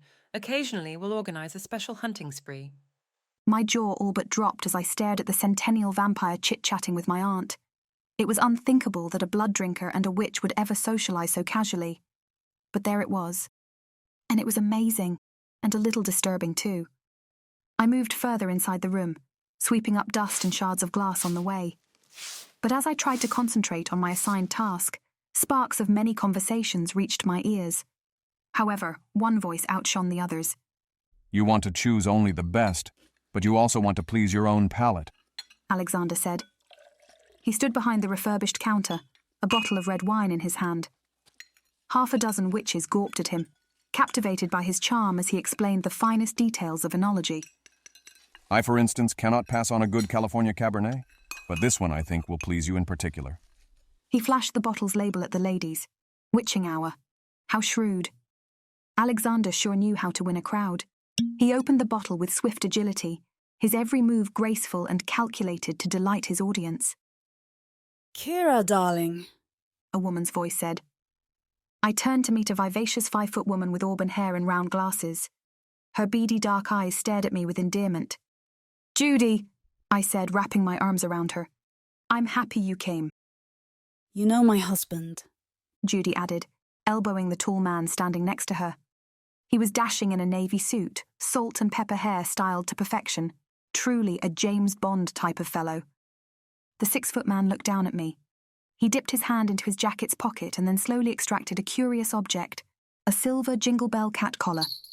"Mr. William," I said, relieved and ashamed at the same time, my face blushing like crazy. "Mr. William, I am so sorry for what my auntie did." Judy's husband laughed, much to my surprise. "My dear child, what are you talking about?" "Well," I hesitated, wondering if bringing up the subject would be considered tactless. "She turned you into a cat." "Of course she did," Mr. Williams said with a merry expression. "I asked her to do it." "You did," I said, bemused. "There was a woman," he said, rubbing the nape of his neck. Lara Knightley was after him, Judy added, unabashed. "Things got rather ugly. She wanted my poor William dead if she could not sink her claws into him." Mr. William blushed and lowered his gaze. "I cannot believe my ears," I mumbled, shocked. "I asked Prim to turn me into a cat while we figured out a way to block Lara's vicious plan." He shrugged. "So you see, if anything, I am indebted to Primrose." "Oh," I uttered a nervous laugh. "I'm so glad you're all right." "The girls and I have talked. We've nominated Prim as our new head witch," Judy told me in confidence. "And from what I gather, she's got all the votes already." "That's wonderful news," I said, immediately bursting with joy. "Lovely clean-up party, hun." A hand landed on my back. I turned to meet Meredith's hazel eyes. John was with her. They were perfectly happy again, but that had not been by my merit. John and Meredith had a magic of their own. "Happy to be here, Kira," John said with a smile, holding up his broom. "We'll get started right away." "Thanks, guys. There's tea and biscuits over there." I pointed to the table. "Alexander is serving red wine by the counter if you're so inclined." "And here I was hoping for one of Prim's infamous margaritas." John joked. "That makes 2 of you," I said. "Drace has been asking to try those." "Where is Drace, by the way?" Mer asked. "Back there on portrait duty." I pointed at the end of the room, where Drace stood atop the ladder, hanging the shop's antique paintings into place. "I better go help." "I'll take that broom off your hands," Meredith said. "You go meet your lover boy." I grinned, happy to hand my broom to my best friend. "Don't mind me," I teased, looking up at Drace. "I'm not trying to make you nervous or anything." My playful comment won me a charming smile from him. Drace held a portrait up. "Is this all right?" He mumbled, a nail pressed between his lips. I tilted my head, taking a step backwards to appreciate the placement. Higher, I think." Drace put the picture away, grabbed the nail, and set it an inch higher. He then took the hammer, ready to strike the first blow. "Wait," I said, waving my hands. "A bit more to the left, please." A furtive smile stretched his silken lips. "Here?" he asked, slightly raising an eyebrow. "Yes, that's perfect." Drace hammered the nail at last, placing the portrait right where I wanted. "It's slightly crooked, though." I narrowed my eyes, making sure it was the case. "Can you maybe give it a nudge?" He smirked, looking down to meet my gaze. "We could do this all evening, couldn't we?" He teased, adjusting the frame with the tip of his finger. "We could," I said, raising a shoulder in a half shrug. "If you have nothing else on your mind." Graceful as a cat, Drace leapt off the ladder and landed on the ground. He was quick to wrap me in a warm hold, gently pressing his lips against my ear. "I can think of many other ways to pass the evening," he purred. Shivers of delight rippled through my limbs. "Oh, really?" I yielded to his muscular arms. "Tell me more." "Better yet," he whispered. "I'll show you." He then leaned closer until our lips met in a tender kiss that deepened as his tongue entered my mouth. Drace gently parted and buried his face in my shoulder, holding me tight. I opened my eyes and stared past the shop's window. I'd witnessed life pass by through that window, year after year for the past decade. What went on beyond that pane of glass often appeared interesting, but could never be as wonderful as the events that unravelled within these cherished walls. Thank you for reading Midnight Kiss. I hope you enjoyed listening as much as we enjoyed living it. If you'd like to get to know more about my boyfriend's immortal family, continue the journey in Written in Blood, Book 1 of the Unnatural Brethren series. It was quite a thrilling adventure, wasn't it, babe? Full of magic, mayhem, and of course, our midnight kiss. You're making me blush, but yeah, it seems we broke a few rules. Rules were made to be broken, especially when it comes to matters of the heart. Absolutely. Now we must be off. More mischief to cause, rules to break. Magic margaritas to fix. Happy listening, everyone. Oh, and don't forget to like and subscribe.